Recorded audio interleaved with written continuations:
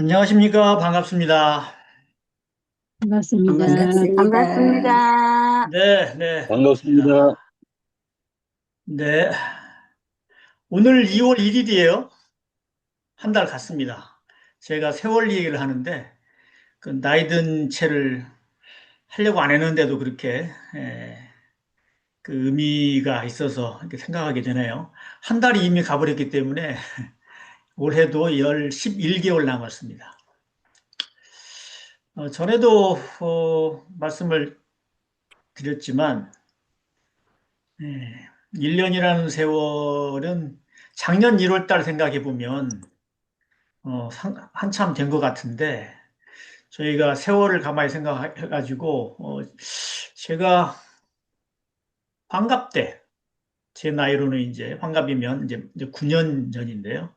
그때를 생각해 보면 그때가 얼마 안 된 것 같은데 그때 제가 시조를 배우고 그랬어요. 그래서 공원에서 시조도 부르고 하던 때였는데 그때가 얼마 되지 않은 것 같은데, 지금 생각하면 말이죠. 그때가 9년 전이에요. 그러면, 그렇게 하면 휙 지나가면 앞으로 또 9년 후가 되겠구나, 이런 생각이 들으면, 상당히 정말 세월이라고 하는 게, 너무 쉽게 빨리 지나가고, 삶이라고 하는 게 그리 녹록하지가 않다. 그리 뭔가 이렇게 이룬다고 하는 것이 어려운 일이다 하는 생각이 들어요. 세월은 빨리 가고, 지나고 보면 먹고 자고 입고 뭔가 하고 뭐 이런 거밖에 없는데 세월이 또 이미 갔습니다. 그래서 저나 여러분이나 이 세월을 생각하는 마음이 있으면 세월을 좀 돌아보는 그런 마음이 있으면 공부심도 함께 일어나지 않을까 이런 생각이 듭니다. 어, 또 같은 얘기예요. 어찌 보면. 그런데 학교 다닐 때 방학이 뭐 중고등학교 때까지만 해도 방학이 여름방학, 겨울방학 하면 한 달 남짓 되잖아요. 대학에서는 방학이 2달 정도 되던가요? 근데 중고등학교 때 방학이 한 달 남짓인데 그 한 달 남짓인데도 학원 다니는 친구들도 있고 뭐 공부 열심히 하는 도 있고 다 그러는데 얼마나 그렇게 그 빨리 지나가는지 몰라요. 저는 아마 공부를 별로 안 해서 그런 것 같기도 하는데 공부 열심히 하는 친구들은 학원 갔다 와서 또 공부하고 그러니까 시간 빨리 안 갔을 거예요. 근데 놀고 친구들 만나고 막 이러다 보면 이게 어느새 가버린단 말이에요. 그 방학이 제일 빨리 가는 게 그러니까 이제 시간이 제일 빨리 가는 게 방학이고 그렇습니다. 그리고 또 학교에 또 등교를 하면 이제 중간고사 보고 또 학기말고사 보고 뭐 이런 거. 우리 고모님 하시는 말씀이 명언이 한 말씀이 있는데 학교 다닐 때 시험만 없으면 학교 다닐 만하다 그런 얘기가 있어요. 시험만 학교에 없으면 학교 다닐 만하다 재미가 있다. 그 시험 때문에 사람을 갖다가 줄로 세우고 공부 못했다 잘했다 그러고 네 중고등학교 때 초중고등학교 때 사실은 제일 놀기 좋을 때인데요 놀고 싶어 할 때인데 그 미래를 생각하면서 장래에 뭐가 되려면 열심히 공부해야 된다 그래가지고 막 잡돌이를 해가지고 네, 제 표현입니다. 그래가지고 그렇게 열심히 공부를 시켜놓고 나서 학교 졸업하고 뭐 직장 들어가고 하면 그때는 또 이제 승진해야 되고 또 돈을 또 많이 벌어야 되고 이러다 보니까 사람이 진짜 그 삶의 어떤 즐거움을 못 느끼고 결국은 경쟁 사회 속에서 남보다 앞선다고 지나고 보면 참 별것도 아닌데 좀 더 잘 먹고 좋은 곳 가고 뭐 좋은 집에서 살고 요것뿐인데도 그게 마치 인생의 전부인 것처럼 그렇게 살아왔죠.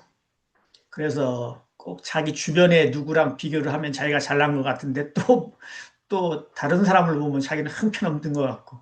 그러니까 맨날, 좀 자기가 스스로 좀 뿌듯하다가도 또 초라해 보이고 맨날 그렇지 않습니까? 예, 우리가 그렇게 살아왔어요. 근데 불교에서는 그게 아니거든요. 불교에서는 그게 아니에요. 곤충이나 벌레들까지도 사실은 가치가 있는 존재들이고, 우리가 무엇인가를 잘 이루고 많이 가지고 높은 지위에 올라갔다 하더라도 중생은 어쩔 수 없는 중생이에요. 결국 생로병사로 이어지는 것은 다 누구나 똑같죠. 그래서 불교에서는 그거보다는 참다운 무언가를 갖다 이렇게 추구하면서 공부를 하는 것이 불교잖아요. 하늘에 계신 하나님을 추구하는 것도 아니고 부처님이 되고 싶어서 하는 것도 사실은 아니에요. 중생은 괴로움으로부터 벗어나는 것으로 시작해서 이제 수행을 하는 것이고 수행을 해서 결국은 마음의 자유와 해탈을 얻고 이제 부처님의 세계로 들어간다고 그렇게 하는 것이기 때문에 잘 먹고 잘 입고 남들보다 위에 있고 뭐 잘생기고 뭐 남의 칭찬을 많이 받고 이런 거 전부 사실은 세속의 현상들이고 큰 가치를 둘 것이 없는 것이죠. 결국은 늙고 병들고 죽으면 허무한 또 인생이 되는 것이니까 유교에 비해서는 또 유교로 봤을 때는 또 그게 아니죠. 삶의 어떤 가치를 충분히 두고 거기에서 자기 자신의 인격을 도야하고 주위의 모든 이웃들에게 이로움을 주고 하늘의 뜻을 받들고 뭐 이런 것인데 예, 우리가 과연 어떻게 살아가는 것이 우리 자신을 위해서 또 미래에 우리 자신을 위해서 중요할 것인가 생각하면 우리가 알고 있는 모든 그런 이루고 쌓고 또 뭔가 막 분투 노력해가지고 쟁취하고 그렇게 해서 남 위에 올라가서 천하를 호령하고 이런 게 사실은 불교에서는 참 다 부질없는 일이거든요. 한정된 시간 안에서 한정된 그런 환경 안에서 우리가 무엇인가를 갖다가 잘난 체하고 잘 이루고 한다고 해도 어, 우리가 뭐 북망산의 그 무덤들 노래에 나오잖아요. 그런 것을 떠날 수 없기 때문에 우리는 우리 자신의 실체를 찾아서 한없는 자유와 행복을 해탈을 누리고 지혜로운 그런 삶을 살겠다고 하는 것이 불교의 가르침입니다. 근데 이제 이 얘기를 하다가 또 이렇게 들어왔는데 모든 종교가 특히 이 불교라는 종교도 경전에 굉장히 많이 의지를 해요. 왜냐하면 중생들은 지혜가 없기 때문에 항상 부처님의 말씀을 항상 듣고 또 경전을 읽고 해서 부처님과 같은 그런 세계로 나아가기 위해서 그렇게 공부를 합니다. 그런데 과거에는 그런 걸 몰랐지만 점점점 이제 경전 공부를 하면서 경전 공부라고 하는 지식을 흡수하느라고 시간 많이 보내는 경우가 많은 것 같아요. 그러니까 경전에 있는 지식을 머릿속에 담아두기 위해서 그렇게 해서 부처님과 같은 그런 인물이 사람이 되기 위해서 노력하는 경우가 많은 것 같아요. 결국은 왜 그런 생각을 하게 되냐면 이 경전이라는 것도 우리가 우리의 참다운 본성을 찾기 위한 그런 가르침인데 그 가르침에 목표를 두는 게 아니고 가르침을 이루는 데 목표를 두는 게 아니고 경전을 해석하는 데 굉장히 어, 그 중점을 둔다는 말씀이죠. 그래서 경전 공부를 하는 것만큼 사실 마음 공부를 등한시하는 경우가 많은 것 같고, 과거에 비해서 지금은 우리가 지식을 많이 갖추고 있기 때문에 그 경전 지식을 자기의 그 마음 공부로 생각하는 경우도 많이 있는 것 같고요. 특히 지적인 생활들을 많이 하는 현대인들에게는 경전의 말씀의 핵심, 그야말로 그 핵심을 취해서 자기 자신을 돌아보는 것보다는 경전에 있는 말씀으로서 자기의 공부를 삼고 그것이 불법 공부의 어떤 큰 어떤 부분인 것처럼 아주 큰 부분인 것처럼 생각하는 경우가 많은 것 같습니다. 그래서 원불교도 어, 사실 다름이 없이 우리가 가장 지금 부족한 것은 자기 자신에 대한 자기 본성, 내 본성에 대한 어떤 어, 내 본성을 발견하고 그 본성을 그대로 유지하고 떠나지 않게 유지하고 내가 그 본성에 떠나지 않게 유지하고 그리고 본성을 쓰는 것이어야 될 텐데 그렇지 않은 것 같아요. 대부분 머릿속 지식으로 남아있고 그것이 예, 실제로 우리 학교 다닐 때 그 공부하는 그런 습관을 가지고 있어서 실제로 행동으로 이루려고 하는 그것은 노력은 적고 예, 머릿속에 다 저장되어 있는 지식에 불과한 것 같습니다. 그래서 우리가 외우고 뭐 우리 교리를 외우고 또 글로 쓰고 그리고 남들과 대화하면서 그걸 인용하고 사실 하는 것도 진짜 우리가 그것을 체험을 해서 그것을 활용하는 게 아니고 다 머릿속의 지식으로 그리고 판단으로 소위 말해서 분별치를 갖고 있는 것을 우리 자신이 난 이만큼 좀 알고 있다라고 하는 것을 에, 원불교에 들어와서 나름의 어떤 성과라고 생각하지 않는가 이런 생각이 듭니다. 근데 우리 원불교의 그 맥락은 우리 가르침은 위로 올라오면 부처님의 가르침이고 대종사님의 가르침이요. 그리고 선종의 조사의 가르침의 맥을 대고 있는데 선종의 조사들은 우리가 공부를 해왔습니다만은 그런 게 하나도 없어요. 다른 얘기를 하나도 하지 않아요. 오로지 마음 얘기만 합니다. 오로지 마음과 우리의 그 본래 마음, 우리로 말하면은 자성, 이론상의 자리, 이론상의 진리에 대해서만 얘기해요.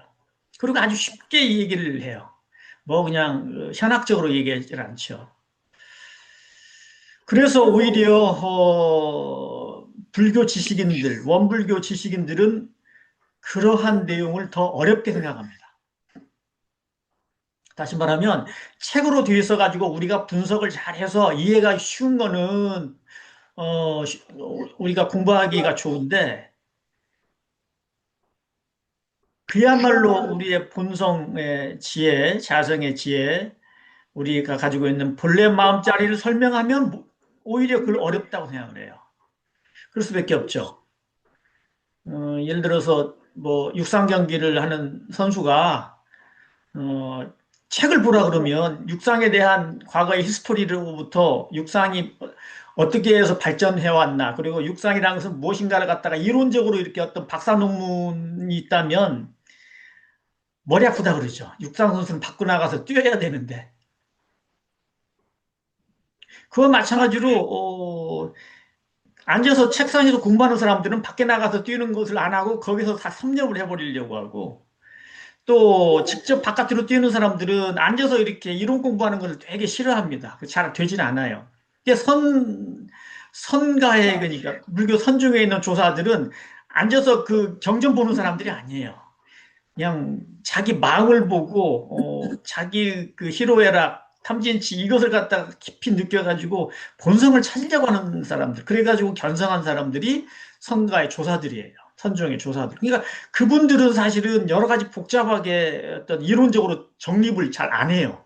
바로바로 그냥 한 구절로 자기 마음자리를 자기 마음의 세계를 꿰뚫어 버려요. 그냥 그런 그 내용들이 조사 어록입니다. 그 조사력 가운데 독특한 위치를 차지하고 있는 것이 이제 임재 스님, 임재의현 스님이라고 하는 분의 이제 임재록이죠. 그래서 이 임재록은 많은 사람들이 이름을 그 책 이름을 알고들 있지만 이 임재록을 정말 좋아하는 사람은 많지 않아요. 그 임재록에 또 큰 어떤 그 감명을 받은 분들도 그렇게 많지는 않아요. 왜 그런가 하면은 임재록은 우리의 마음자리를 갖다가 파고들어서 그 자리를 비춰서 스스로 깨닫고 그 마음으로 가지고 살아라고 하는 것이기 때문에 어, 그 본질은 굉장히 간단하고 직선적인데 평소에 지식으로서 머리로서 무엇인가를 이해하고 그래서 내가 알았다 하고 이렇게 생활해 나가는 그 일반 지식인들은 보통 현대인들은 그것을 굉장히 어렵게 알아요. 다만 스스로 자기 자신에 대한 자기 마음에 대한 어떤 의문점을 가지고 자기 마음의 그 본질을 갖다가 어떻게든지 발견하려고 하고 그래서 견성 또는 깨침을 얻으려고 한 사람이 결국 그 깨침에 이르게 되면 임재 스님의 가르침은 무지무지하게 쉬워요. 너무너무 쉬워요. 그분이 얘기하는 것이 하나도 다 이렇게 뭐 이치적으로 논리적으로 그냥 받아들이지 않아도 그냥 바로 알아요.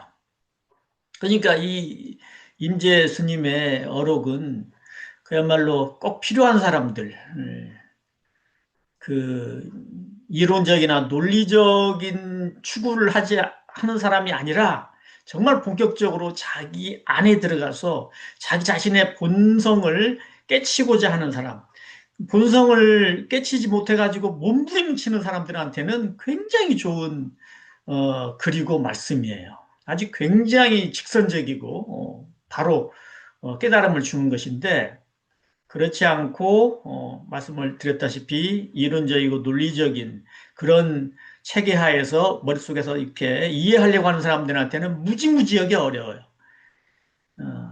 야, 이게 무슨 뭐 장난하는 거냐 같은 이건 이렇게 해가지고 뭐 해야 할 정도로 그렇게 도대체가 그 그것을 잘 이해도 안 되고 재미도 느끼지 못합니다. 그렇기 때문에 조사록은 특히 임재록은 100명의 공부인들이 읽는다고 하면 그 중에서 단 몇 명 정도나 아하 하고 어, 결국은 알 수 있을 만한 그런 아주 굉장히 뭐라 그럴까요? 까다롭다고는 하지 않아도 어떤 무직하게 본론에 들어가 가지고 자기 자신을 이렇게 바라보고 찾으려고 하는 사람한테는 굉장히 좋은 법문이고 그렇지 않은 사람들에게는 읽어도 오히려 여러 가지 잡생각이 나고 그래서 쉽지 않은 책이다 하는 것을 어, 알아둘 필요가 있습니다. 그래서 공부하는 분들은 그것을 알고 일반적인 그런 불교의 서적이 아니기 때문에 스님들의 서적이 아니기 때문에 특별한 눈으로 바라볼 수가 있는데 임재록은 정말 공부인들 자기 마음을 자기 본래 마음을 추구하고 정말 희로애락, 탐진치 모든 자기의 정말 수많은 경계에서 부딪히는 그런 어, 여러 가지 감정의 근원을 찾아서 결국 마음의 자유를 얻고 싶어하는 사람들한테는 대단한 책이다. 어, 몇 권 안 되는 그런 조사들의 조사어록이다 이렇게 보시면 되겠습니다. 그래서 이것은 해답을 가르쳐 줄 수가 없어요. 해답은 절대로 자기 자신이 찾는 것이지 이거는 임재록을 해설을 하면서 가르쳐 줄 수가 없어요. 가르쳐 주는 것은 전부 거짓말이니까, 틀린 말이니까. 예. 예를 들어서 우리 원불교에도 교리도 그게 있잖아요. 언어도단의 입점 처유하는 말도 있고요. 예. 일년 미생전이라는 그런 불교의 가르침도 우리가 알고 있고. 그런데 그런 내용들은 어느 도단이고 심행처별하고 또는 일년 미생전이라는 그런 말씀은 들으면은 귀신같이 머릿속에 분별이 일어나 가지고요. 도저히 그 자리를 깨쳐서 들어가지 못해요. 그러니까 그런 거는 설명해줘도 안 되는 것이고 설명해줘도 그러니까 안 된다는 게 아니고 하지 말아라 뜻이 아니고 설명을 해준들 알아듣지 못하는 거죠. 근데 설명을 안 해도 그 글자만 딱 보면 알아듣는 사람은 바로 알아들어요. 그게 참 신기한 거예요. 이게 선종의 어록들은 읽으면 바로 알아듣는 사람이 있고 읽으면 바로 알아듣지 못하는 사람들은 꼭 해석을 원하는데 해석을 해줘도 못 알아들어요. 그리고 만약에 해석을 해서 알아듣는다고 하면 그것은 잘못된 거예요. 그것은 사람을 엉뚱한 데로 끌고 가는 거예요. 분별의 세계로 끌고 가는 거예요. 해석을 해줘서 알아들었다 그러면 아, 내가 지금 분별의 세계로 들어갔구나 그런 뜻이에요. 그러니까 그거는 어차피 틀려요. 이 임재록도 그와 마찬가지로 우리가 자기 본성의 세계로 바로 회귀하고 바로 그걸 깨치기 위해서는 이치로 들어가서는 안 된다. 그리고 어떤 설명을 필요로 한다고 해도 그 설명 가지고서는 자기를 구하지 못한다. 결국은 내면적인 성찰과 그리고 구도심, 철저한 구도심을 가지고 들어가야지만이 언젠가 시일이 뭐 짧고 긴 것은 있겠지만 언젠가 그 자리를 깨친다라고 봐야 된다는 것을 미리 좀 말씀을 드리고 오늘 네 번째 시간에 들어가도록 하겠습니다. 자, 오늘 내용이 사실은 복잡한 것 같아도 많지는 않아서 제가 좀 서두를 좀 자세하게 좀 설명을 좀 드렸습니다. 자, 오늘 임재록 함께 보도록 하겠습니다. 임재록 오늘 네 번째 시간에는 바로 이 삼과 삼현 삼묘라고 작은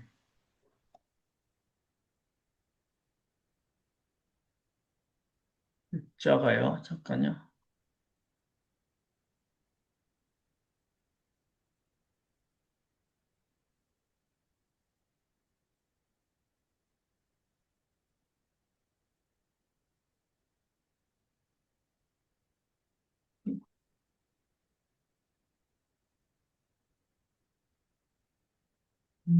이쪽이 좀 안 보여서요. 좀 더 줄여보겠습니다. 글자는 잘 보이나요? 예. 이걸 좀 오히려 크게 해서 쭉 가게 해야 되겠구나. 요요. 예. 네, 삼구와 삼현 삼유예요. 글자가 좀 뜻이 좀 어려워요. 근데 뜻을 생각하실 필요는 없고 같이 한번 읽어 나가도록 하겠습니다. 우리 저기 소정님 한번 오늘도 읽어주실까요? 네, 한글로요. 예. 삼구와 삼현 삼요. 임재 스님이 법상에 오르자 한 스님이 물었다. 무엇이 제1구입니까? 임재 스님이 말씀하셨다. 삼요의 도장을 찍으니 붉은 점이 삐뚤어지고 말을 하려고 머뭇거리기도 전에 주인과 손님이 딱 나누어진다. 네, 그 스님이 또 물었다. 무엇이 제2구입니까? 임재 스님이 말씀하셨다. 근본지인 문수모살이 어찌 무차게 후득 상대지의 물음을 용납할 수 있겠으며 방편의 차별 상대지가 어찌 평등 절대지를 저버릴 수 있으랴. 그 스님이 또 물었다. 어떤 것이 제3구입니까? 임재 스님이 말씀하셨다. 무대 위에 꼭두각시 조종하는 것을 잘 보아라. 줄을 당겼다 놓았다 하는 것이 모두 그 속에 사람이 있어서 하는 것이다. 네, 여기까지입니다. 이 대목은요. 임재승이 법상에 오르자 한 스님이 물었다. 무엇이 제1구입니까? 여기 지금 제1구, 2구, 3구란 말이 나와요. 불교에서나 이제 불교 선종에서 쓰는 말이기 때문에 우리는 안 들어봤죠. 근데 이 1구, 2구, 3구는 이 구는 구절 구자예요. 한 구절, 두 구절 할 때요. 자, 구절을 이렇게 뭐 1구, 2구, 3구 또는 뭐 초구, 말구 이렇게도 얘기를 하는 수가 있는데요. 첫 번째 구절이 뭡니까? 두 번째 구절이 뭡니까? 세 번째 구절이 뭡니까? 그 말은 이렇게 보면 제일 간단합니다. 가장 중요한 구절, 가장 핵심적인 구절, 본질을 꿰뚫는 구절. 예. 더 이상 더 이상 위가 없는, 더 이상 위가 없는 최상의 최고의 그 중요한 구절. 음. 예를 들어서 이렇게 보시면 되겠네요. 부처님이 계시고 또 조사나 또 법사의 가르침이 또 있고 그리고 이제 중생에 또 공부하는 중생들의 그 어, 일이 있다라고 할 때 가장 높은 법문은 당연히 부처님의 법문이죠. 그리고 그보다는 낮은 법문, 그렇지만 중생들을 위해서 필요한 법문은 또 법사나 이렇게 조사나 법사 이런 분들의 이제 법문이겠죠. 그리고 제일 낮은 그야말로 제일 쉽기도 하지만 별로 그렇게 큰 비중이 없는 그다지 이렇게 큰 많은 가치가 있지 않은 거는 이제 중생들의 어떤 뭐 이야기 말 뭐 이런 것이라고 본다면 제1구는 바로 가장 최상, 가장 높은 그런 가르침을 얘기하고 제2구는 그 다음의 가르침, 그 다음으로 치는 가르침이고 제3구는 좀 낮은 가르침이라고 보면 되겠습니다. 어, 제가 오늘 임재록 네 번째 제4회 제목을 어, 다시 한번 볼까요?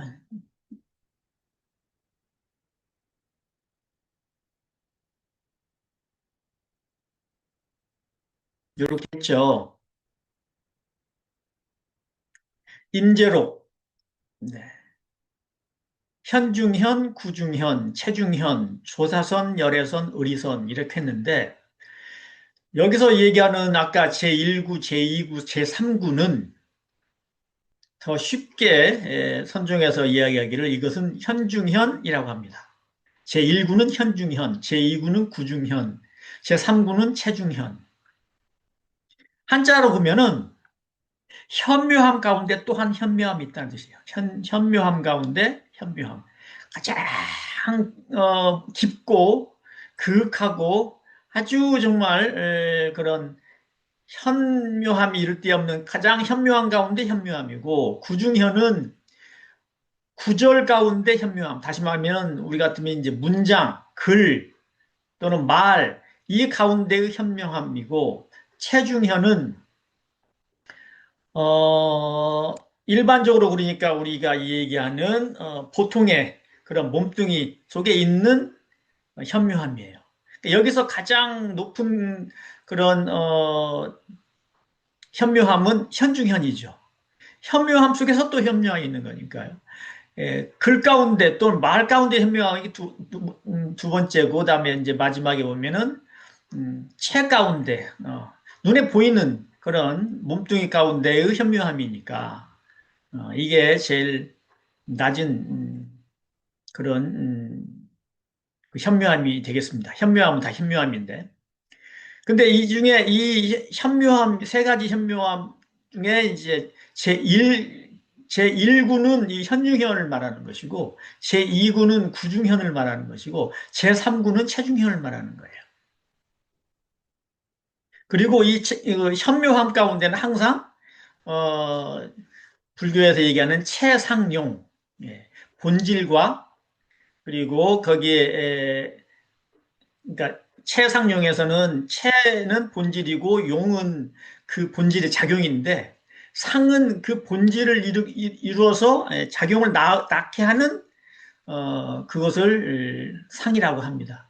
그 법신보신 화신에서 불교에서는 이제 법신불, 보신불, 화신불에서 법신불은 체를 얘기하는 것이고 체상용이요. 그때는요. 그 다음에 보신부는 상을 얘기하는 거고요. 그리고 화신부는 작용, 용을 의미하는 거죠. 그래서 이 현 가운데는 세 가지가 다 갖추어 있다고 합니다. 불교가 하는 얘기예요, 선종에서. 그리고 제가 옆에다가 이제 조사선, 열애선, 의리선을 썼는데, 현묘함 가운데의 현묘함은 조사선이고, 이 언어 가운데의 현묘함은 그것을 얘기하는 것은, 보이는 것은 열애선이고, 그리고 어떤 현실 속에서의 어떤, 그런 몸뚱이에서 그, 그 현묘함은 의리선이다. 이렇게 얘기할 수가 있어요. 다시 말하면, 조사선은 말로 이룰 수 없는, 그러니까 도저히 무엇인가를 표현할 수 없는 그 자리, 모든 것이 다 끊어진 그 자리, 음, 형용할 수 없는, 우리가 얘기하는 뭐 진공 이렇게 표현을 하죠. 하지만 그것도 이제 용어에 불과한 것이고요. 그것을 현중현이라고 하는데 그것을 이루는 것이 그것을 닦는 것 또는 그 자리를 가지고 선으로 표현하는 게 조사선입니다. 그러니까 이 조사선은 어떻게 할 수가 없어요.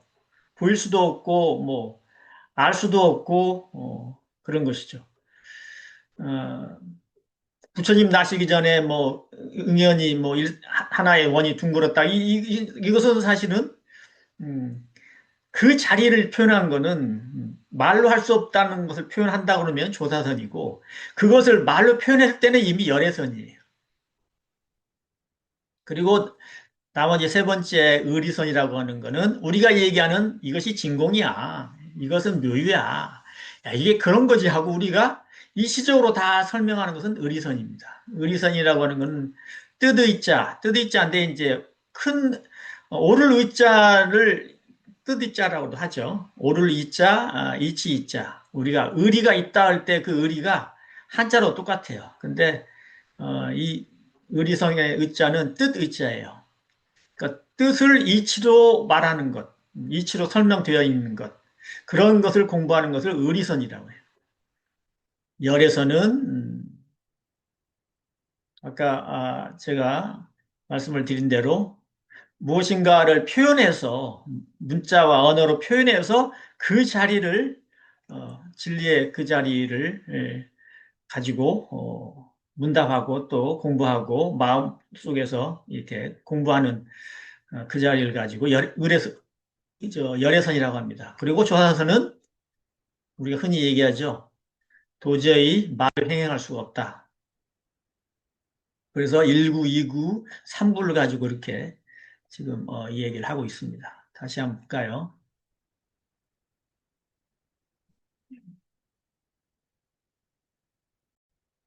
네. 다시 한번 읽어보겠습니다. 임재 스님이 법상에 오르자 한 스님이 물었습니다. 무엇이 제1구입니까? 아시겠죠? 무엇이 제1구입니까? 임재 스님이 말씀하셨다. 삼료의 도장을 찍으니 붉은 점이 비뚤어지고 말을 하려고 머뭇거리기도 전에 주인과 손님이 딱 쪼개서 나누어진다. 제1구를 이렇게 설명했어요. 무엇이 제1구입니까? 무엇이 조사선입니까? 저는 이렇게 이제 설명을 할게요. 어, 그렇게 나오질 않는데 저는 설명하는 사람들은 없지만 저는 그렇게 설명을 하겠습니다. 무엇이 조사선입니까? 아니, 선이면 선이지 왜 뭐 의리선, 열애선, 조사선이라고 하는 겁니까? 무엇이 조사선입니까? 삼묘에 도장을 찍으니 붉은 점이 비뚤어지고 말을 하려고 머뭇거리기 전에 주인과 손님이 딱 나누어진다. 어, 주인과 손님은요, 이거는 좀, 알 필요가 있는데, 두 가지 주관과 객관을 얘기해요. 주관, 객관. 우리로 말하면 우리 마음이 주관이죠. 그리고 바라보이는 대상이 객관이고요. 눈으로 말하면 눈을 통해서 보는 그것이 주관이고 눈을 통해서 보여지는 그런 사물들이 객관이죠. 이렇게 귀와 또 그 소리 서로 주관 객관이죠. 이게 그것을 주인과 객관이라고 이렇게 주인과 손님이라고 이렇게 표현을 합니다. 무엇이 조사선입니까? 무엇이 말로 이룰 수 없는, 도저히 생각으로 갈 수도 없고 들어갈 수도 없고 말로 이룰 수도 없는 그런 그야말로 불가사의한 그런 경계입니까? 불가사의한 그런 부처님이 계시다는 불가사의한 그런 경지가 무엇입니까? 예수님이 삼류의 도장을 찍으니 붉은 점이 비뚤어지고 말을 하려고 머뭇거리기도 전에 주인과 손님이 딱 나누어진다.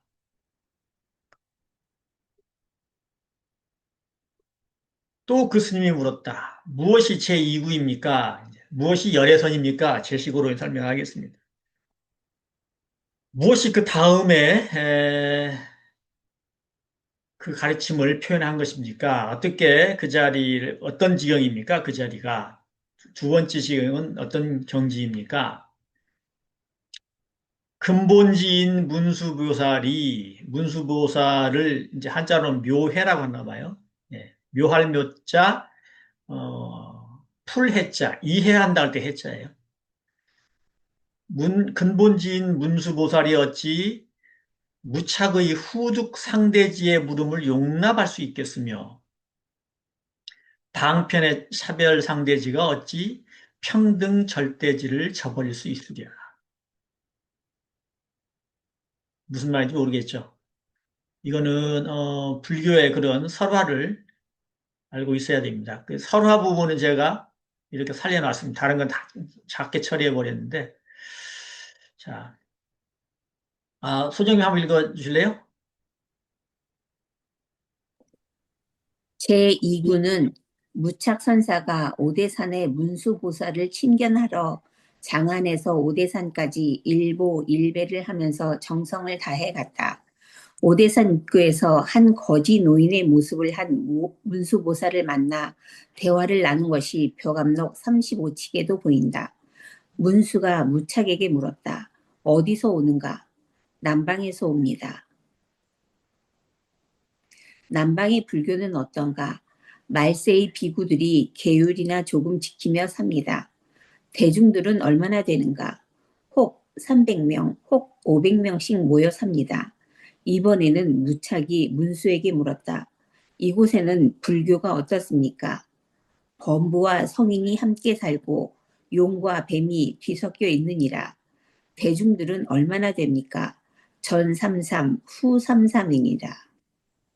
네. 유명한 설화인데, 저도 뭐, 불교 서적을 별로 보지는 않았지만, 이게 자주 나오는 그런, 설화예요. 무착이라는 스님이, 그 상당히 높은 스님이죠. 무착선사가 오대산, 중국 오대산이에요. 오대산에는 문수보살이 거기 이제 산다고 해가지고 알려져 있어서 그 문수보살을 직접 보려고 장안, 중국의 장안, 옛날에 그때 수도 장안에서 오대산까지 일보 일배를 하면서 이거는 잘 모르겠습니다. 뭐 한 걸음에 엎드려서 절하고 이게 갔는지 모르겠는데 그러면서 정성을 다해 갔다. 오대산 입구에서 한 거지 노인의 모습을 한 문수보살을 만났다. 예, 거지 노인이 문수보살인지를 모르고 만났는데 그게 이제 그분이 문수보살이에요. 대화를 끝내고 싹 사라져 버렸는데 그 노인 문수보살을 만나서 대화를 나누었는데 이제 벼감록 35칙에 있다는 내용이죠. 그 문수보살이 무차에게 물었다. 어디서 오는가? 그러니까 저는 남방에서 옵니다.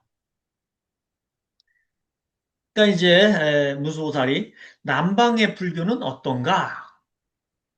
말세의 비구들이 계율이나 조금 지키며 삽니다.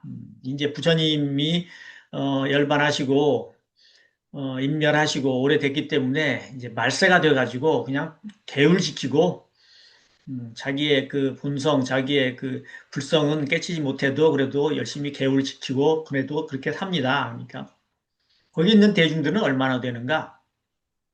뭐 한 300명, 뭐 한 또는 한 500명씩 모여 있습니다. 이번에는 이제 그래서 반대로 이제 무착 스님이 문수보살에게 이제 무착 문수보살인 줄 몰라요. 나중에 이제 문수보살인 줄 알았지만 문수보살에게 물었습니다. 이곳에는 불교가 어떻습니까? 범부와 성인이 함께 살고 용과 뱀이 뒤섞여 있느니라. 대중들은 그럼 얼마나 됩니까? 전삼삼 후삼삼이라. 전삼삼 후삼삼은 이로부터 이제 화두가 되는 거죠. 화두. 전삼삼 후삼삼이 무슨 뜻일까? 뭐 삼삼은 9, 그러니까 900명을 얘기하나? 9,000명? 9만 명? 뭐 여러 가지 머릿속으로 이제 지어서 분별을 하는 거는 각자의 소관이고 여기서는 그냥 전삼삼 후삼삼이라는 게 그렇게 유명합니다. 이 자체가 설화이면서도 의문을 주어가지고 자기의 내면으로 이렇게 참고하게 만드는 그런 내용이죠. 자, 그래서 그 스님이 또 물었다. 무엇이 제2구입니까?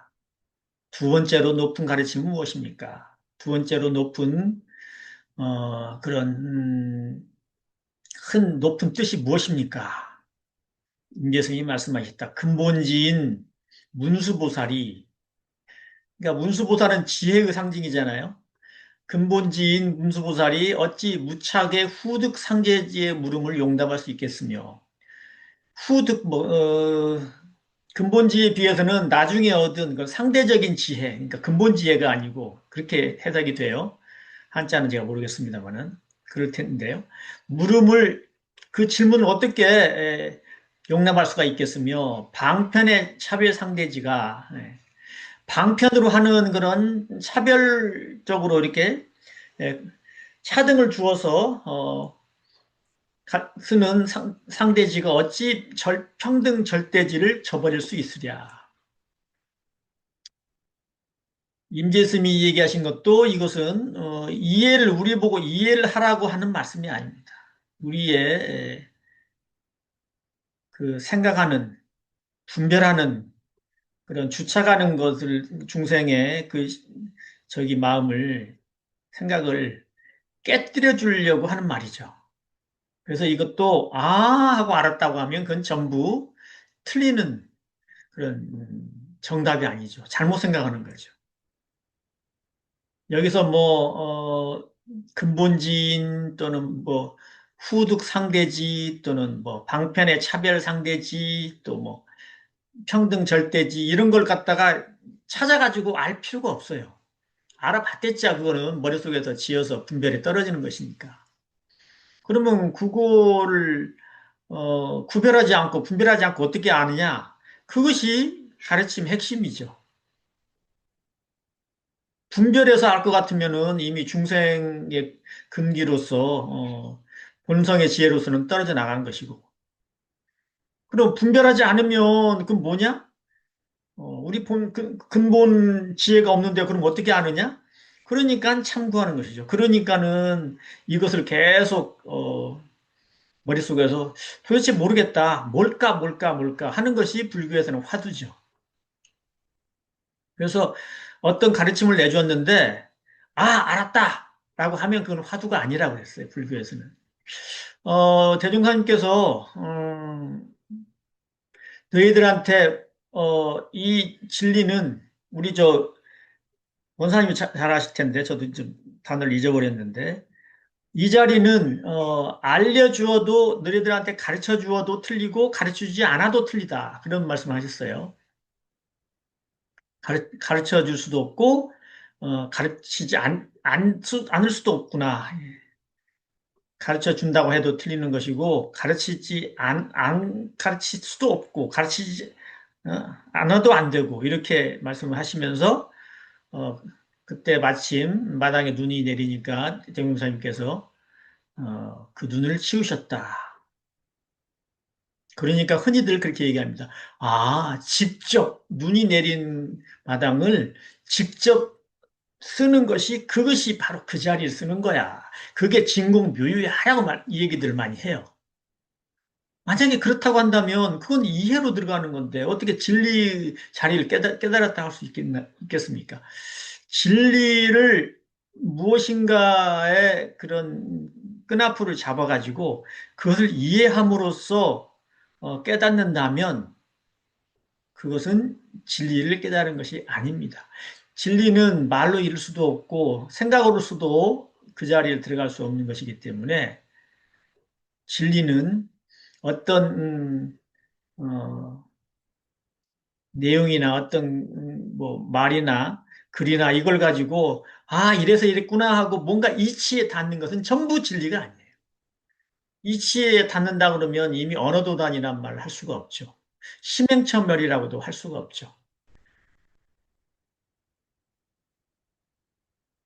자, 무엇이 제2구입니까? 이런 대답을 했습니다. 또 그 스님이 또 물었다. 어떤 것이 제3구입니까? 하니까 예수님이 말씀하셨다. 무대 위에 꼭두각시 조종하는 것을 잘 보아라. 줄을 당겼다 놓았다 하는 것이 모두 그 속에 있는 사람이 있어서 하는 것이다. 이 꼭두각시 조종하는 것을 딱 이렇게 본다면, 아, 바깥에 있는 거는 꼭두각시 인형이지만 안에서 사람들이 하는 거지. 아, 알겠다. 이건 알죠. 사람들이 이제 이건 이해하죠. 그래서 제3구가 제일 쉽고 이해하기가 편한 거예요. 문제는 제3구를 알았다고 하면 더더욱이나 분별에 빠지는 거예요.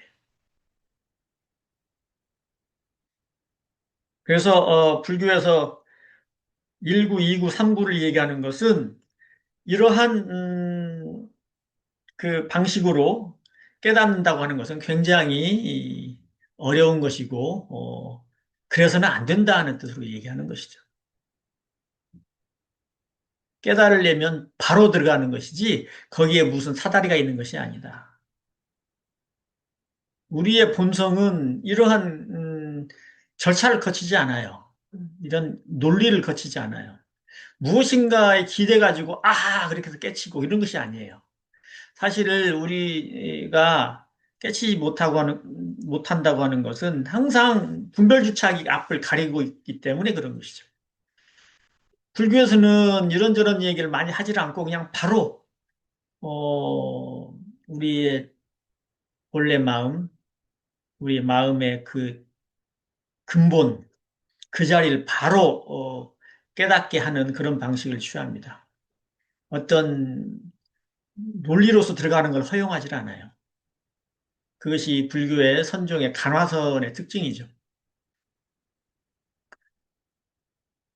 생각해 보면은 우리가 사는 것은 전부 이제 논리로 되어 있고 이해하기 다 그 어렵지 않은 그런 것들로 되어 있고 아직 뭐 어려운 책들은 정말 이해하기 어려운데 그것은 논리로 들어가지 못해서가 아니라 너무 난해하기 때문에 여러 가지로 섞어놨기 때문에 그것을 쉽게 표현이 좀 어렵기 때문에 우리가 그걸 알지 못하는데 이 불교에서의 그 불교 선사들의 이야기, 특히 간화선을 택하는 그런 선사들의 말은 글자 자체가 어려운 게 아니고 그 자리에 그 속에 논리가 없어요. 논리가 끊어져 있어요. 그래서 그 논리를 가지고 추려서 뭐라고 이렇게 엮어서 해 나간다고 하면 전부 반대로 가는 것이라 입을 뻥끗만 해도 틀려버린다고 하죠. 그래서 그러한 방법을 이렇게 취하고 있는 것이 이 불교 선정이고 또 간화선이기 때문에 이런 것은 읽으면서 바로 알아야 됩니다. 읽으면서 바로 알아야 돼. 뭐 1초, 2초 걸릴 게 아니에요. 읽으면서 바로 그냥 마침표 나오면 바로 아 하고 아는 것이 바로 깨닫는 사람이죠. 깨닫지 못하면은 무엇인가 하나에 걸리기 마련이에요. 이게 이런 것인가 하고 또는 아 이렇구나 하는 것은 스스로가 머릿속에 생각이 움직여 가지고 그렇게 아는 것이죠. 그러니까 제1구를 깨닫는다고 하는 것은 우리 본성을 깨닫는 것인데 우리 본성은 도대체가 가르쳐 줄 수가 없어요. 깨닫는 방법도 사실은 가르쳐 줄 수가 없어요. 누구나 자기 과거 생에서 공부한 그런 흔적이 궤적이 다르기 때문에 한 가지로 일러줄 수가 없습니다. 그래서 안 가르쳐 주는 것이지 설명하기가 어려워서 안 가르쳐 주는 거 아니에요. 그냥 한마디만 하면 깨달은 사람끼리는 서로 알아보고, 아, 그렇지 하고 같이 공감을 해버려요. 더 이상 얘기할 필요가 없어요. 뭐, 내 생각은 이런데 자네 생각은 어떤가 하고 이 얘기를 하는 것 자체도 필요가 없어요. 만약에 그러면은 깨달음이 아니죠. 깨달음이라고 하는 건 남이, 너 깨달았어 해야지만 깨달음이라고 하면은 그것은 자기가 깨달은지도 모르는데 상대방은, 내가 깨달았구나 하고 얘기하면, 그게 맞는 것이고, 자기가 깨달았지 않았는데 상대방이 너 깨달았어 그럼 깨닫는 것이 그렇게 되는 게 아니거든요. 그래서 절대로 철저하게 자기 본성에 깨치면 자기가 깨치는 것이다. 남들이 이래라 뭐라 할 수가 없는 거다 이거죠. 가령 어떤 물체가 있는데 예를 들어서 뭐라고 할까요? 공이 하나 있어요. 근데 이 공을 내가 손으로 잡아봤어요. 근데 이 공이 뭐, 뭐 물렁물렁하거나 아니면 조금 단단하거나 그런 게 있어요. 근데 내가 잡아봤더니 약간 물렁물렁해요. 근데 상대방이 그거 좀 딱딱하지? 아니 이거 물렁물렁한데? 아니 그거 딱딱하잖아. 너 진짜 네 감각이 영 아니네? 라고 얘기하면 누가 맞다고 생각하겠어요? 상대방은 딱딱한데 내가 물렁물렁하고 느낀 내가 잘못된 건가? 아니면 나는 물렁물렁한데 상대방은 딱딱한 건데 왜 무슨 물렁물렁하다 그래? 네가 틀렸어라고 하면 그 말을 따를 것인가? 이것은 그냥 제가 그냥 떠올라서 그냥 해본 소리인데 모든 깨달음은 자기 안에 있습니다. 자기가 알 수 있고 자기가 스스로 판단하는 것이에요. 남이 뭐라고 해서 얘기하는 것은 참곡거리예요. 그럼 불교에서는 그렇게 얘기하죠. 목이 말라서 물을 마시는데 내가 목이 마른 것이 해갈이 됐다.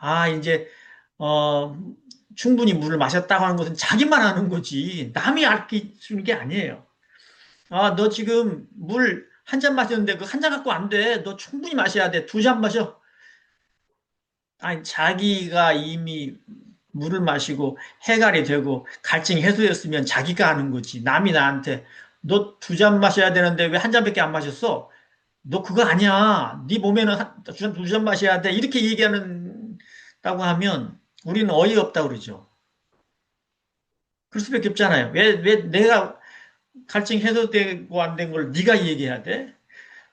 그거 마찬가지예요. 불교에서는 그런 얘기 많이 해요. 내가 물을 마셨을 때 이 물이 차가운지, 시원한지, 따뜻한지, 미지근한지 내가 스스로 안다. 상대방한테 물을 필요 없다.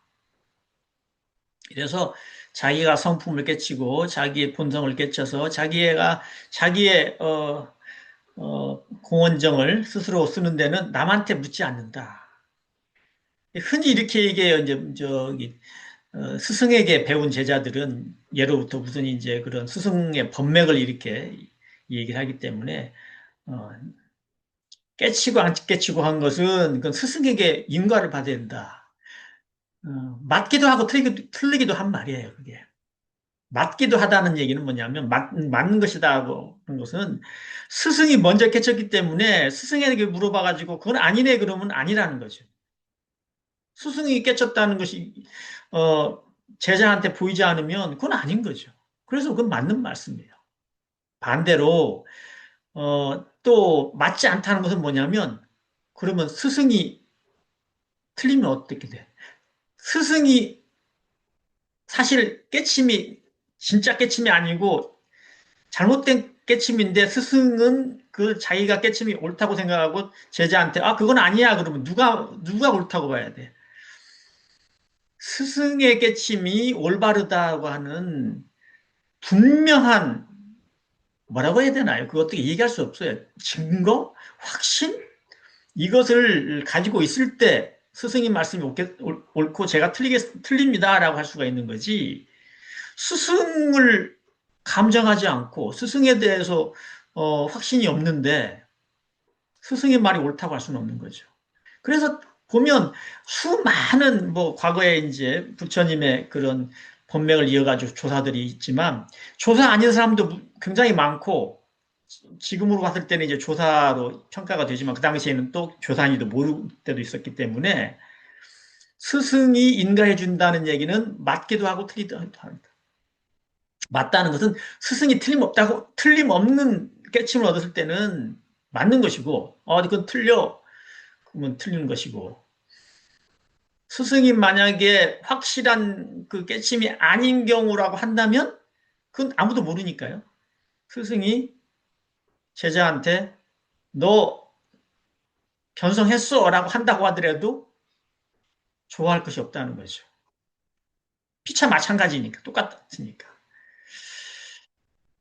그것입니다. 그래서 반드시 무엇인가를 어떻게 해야 된다. 스승의 인가를 받아야 된다는 것도 우리가 흔히 하는 얘기지만 아닌 경우도 꽤 많이 있다. 특히 사이비 종단에서는 많죠, 그런 게. 사이비 종단이 아닌다고 하면은 뭐 그럴 일이 없을 텐데 사이비 종단과 사이비 종단 아닌 것을 구별하는 것도 자기가 깨쳐야지만이 하는 거예요. 자기가 견성을 해야지만이 저건 엉터리야 얘기할 수 있고 저건 진짜네 얘기할 수 있는 거죠. 근데 대부분이 많이 다 이론적인 견성, 논리적인 견성 가지고 견성했다는 사람이 무지하게 많아요. 자기가 착각하면은 할 말이 없는 거죠. 아무도 못 말려요, 그거.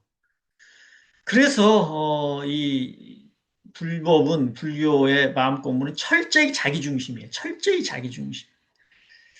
100년, 1000년이 가더라도 자기가 틀림없이 확인하고 했으면 누구 말을 안 들어도 돼요. 자기가 확신이 안 들면 누가 얘기해도 그거는 맞는 얘기가 아니에요. 그래 자기 중심이에요.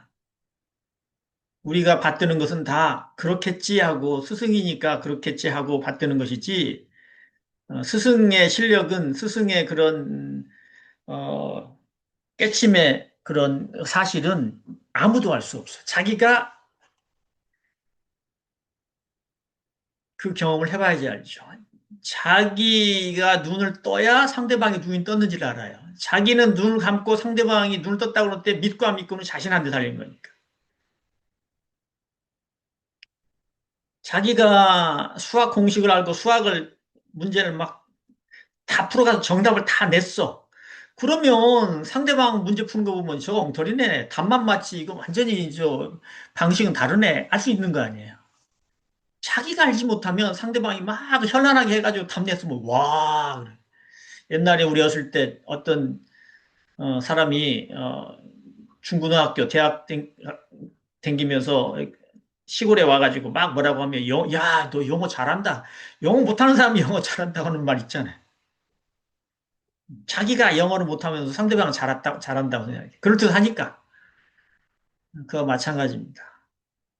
우리는 무엇인가가 있어서 그 사람이 나를 지도해주고 그 사람이 그렇다면 그렇고 아니면 아니다고 하는 것은 어, 정말 진정한 스승이라고 하면은 더 이상의 정말 다음 생에까지도 따라가가지고 배우고 그 자리를 경지를 깨닫고 하는데 정말 최고지만 반대로 가면 뭣도 모르고 가가지고 예, 견성도 아니고 정말 겨우 이해 한 조각 한 걸 가지고 자기를 깨달았다고 하고 또 다른 사람이 뭐라고 하면 또 그거 아닌데 하고 어, 그렇게 자기가 판단 내는 게 너무너무 많습니다. 이 세상은 절대로 이 깨침만큼 공부하는 것만큼은 자기 스스로 자기 의지 가지고 자기가 해내야 되는 거지 남이 저렇게 할 수 없고 남이 나를 평가하게 놔둘 것도 없어요. 그게 임재 스님이 그렇게 얘기합니다. 임재 스님의 그 임재록이 굉장히 그게 강해요. 남들이 뭐라고 하는 걸 분명하게 가릴 줄 아는 사람이 참다운 그런 공부인이다라고 얘기하는 사람이 임재 스님입니다. 그러니까 임재 스님의 어록은 어디에 의지하지 않아요. 상대에게 의지하지 않고 철저하게 자기 중심. 왜냐하면 자기가 마음의 자유를 얻었으면 자기가 얻은 것이지 남한테 물어볼 게 없잖아요.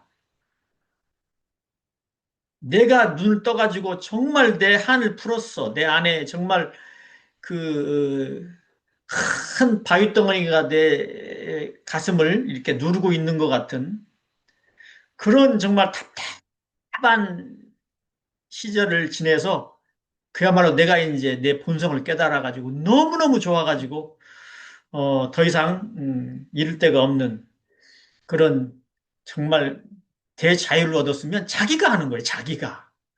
남한테 이거 인가받는 것 자체가 우스운 거예요. 근데 과거에는 뭐 지금도 그렇겠지만 다른 이제 사람들 공부인들을 갖다가 이렇게 만나려고 하는 거 뭐냐면 다른 사람들은 어떻게 하고 있나 그걸 알고 싶어서 그런 거예요. 꼭 그 사람하고 막 싸워가지고 이기먹으려고 그러는 게 아니고 아 내가 이런 자유를 얻는데 다른 사람들은 과연 그 사람들 깨쳤다는 것은 무엇인가 하고 그거를 보러 이렇게 불교에서는 이 행각이라고 그러더만요. 발 가는 대로 이렇게 가서 문답하고 그리고 서로 그 본래 마음자리 진공묘유라고 진공묘유 아니면 불성 말로 이룰 수 없는 그 자리를 서로 주고받고 합니다. 그래가지고 거기서 아하 내 수준이 되는구나 아니면 저 사람은 뭐 나보다 훨씬 낫네 알 수 있어요 바로. 왜냐하면 그 깨침을 얻고 난 뒤에 그 깨침이 점점점 무르익으면 어, 그보다 더한 경지를 보이기 때문에 예, 그런 깨침 뒤에 행각을 합니다. 그게 오후 수행이라고 그러죠. 깨침 후에 수행이라고 하죠. 어쨌든 글자에 매이지 말고 또 다른 사람의 말에 매이지 말고 자기 본성만 자기 본래 마음자리만 이렇게 바라보면서 가는 것이 공부입니다. 그래서 뭐 부처님께서 최후에 한 말씀 해주시라고 이제 제자들이 간청을 하니까 자등명 법등명하라고 그랬다고 그러시잖아요. 예. 자기 자신을 등불로 삼아라. 네 자신이 이미 갖추고 있어. 그러니까 네 자신을 등불로 삼아. 다른 데 따라가지 마. 그런 뜻이에요. 법등명. 법등명 이제 그 본성짜리죠. 이론상이 진리짜리. 자기 본래 어, 분별주착이 없는 본성의 그 자리. 그 자리만 가지고 뭐 다른 사람이 뭐라고 하고 뭐 가르쳐주고 그렇다 아니다 하는 것은 전부 남의 의견입니다. 자기 의견이 아니에요. 자기가 물 마시고 자기가 해갈이 되면 자기가 해결된 것이지 남한테 물어볼 일이 아니에요. 나는 이제 다 물 마신 것 같은데 더 마셔도 돼요? 덜 마셨나? 이렇게 물어보는 사람이 바보잖아요. 그래서 마음의 자유, 이거는 남한테 물어볼 일이 아니고 자기 스스로가 깨닫게 됩니다.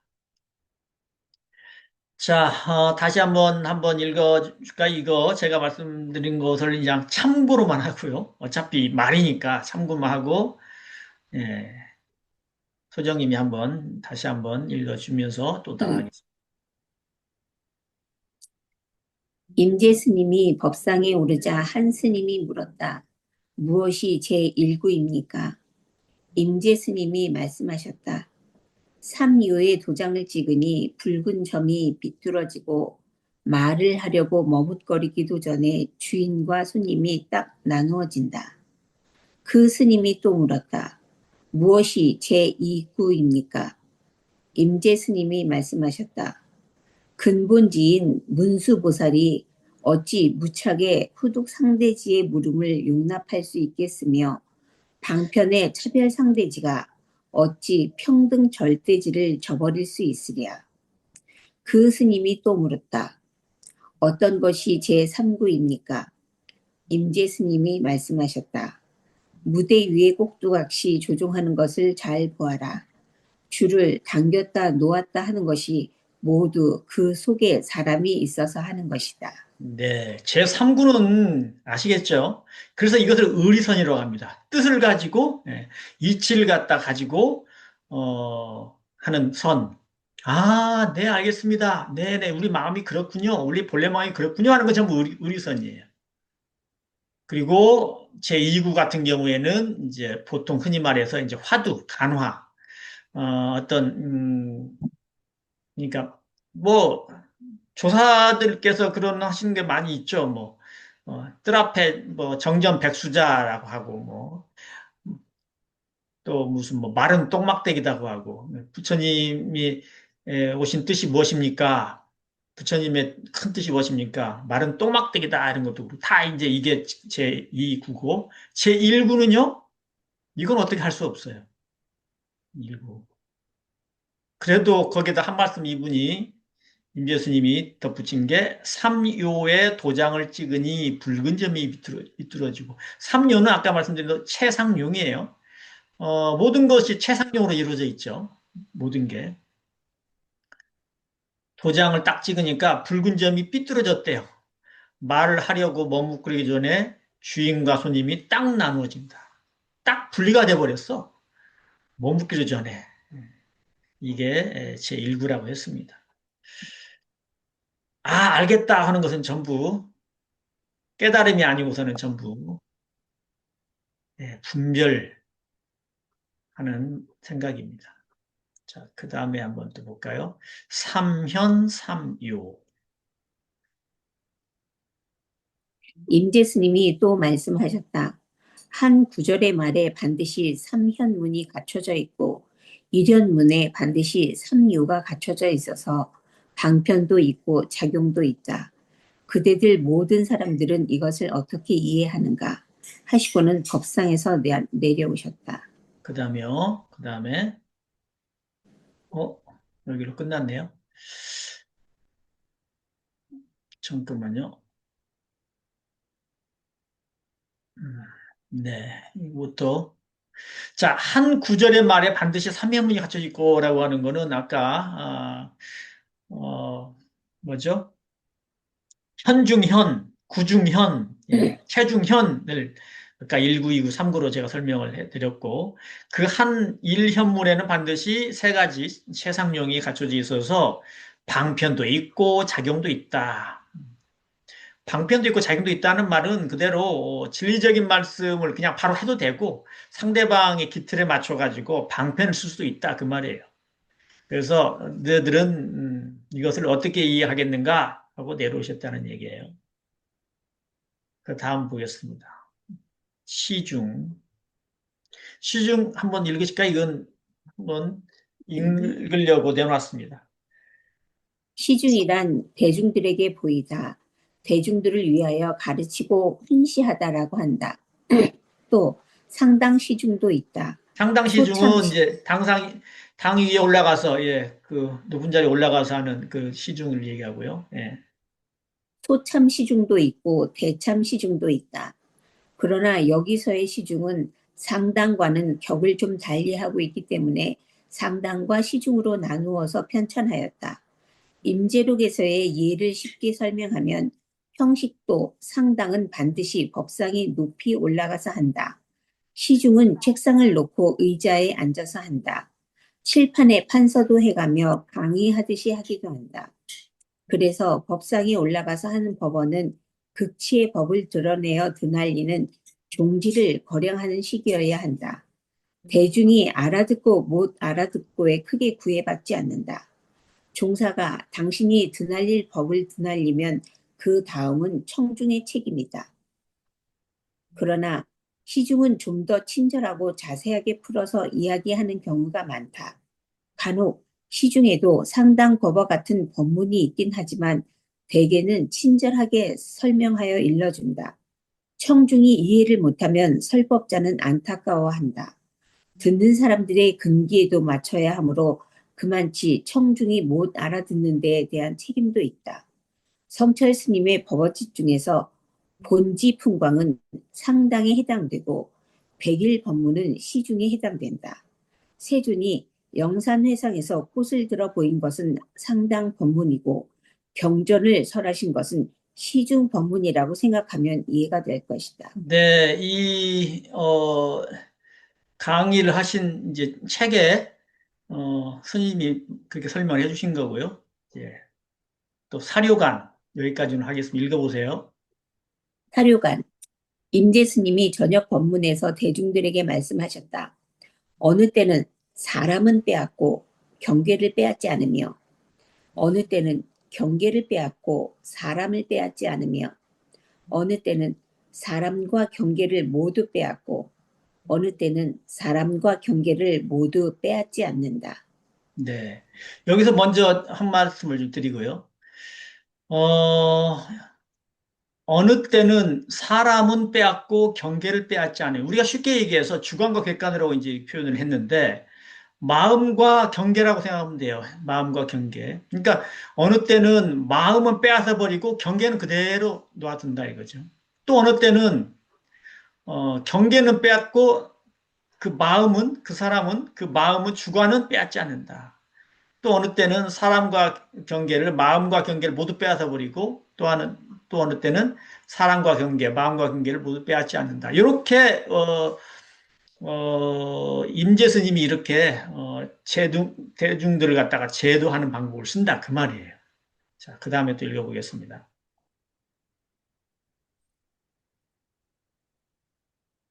그때 한 스님이 물었다. 어떤 것이 사람은 빼앗고 경계를 빼앗지 않는 것입니까? 임재 스님이 말씀하셨다. 봄날에 따스한 햇볕이 떠오르니 땅에 비단을 편 듯하고 어린아이의 늘어뜨린 머리카락은 명주실처럼 희구나. 스님이 또 물었다. 어떤 것이 경계는 빼앗고 사람을 빼앗지 않는 것입니까?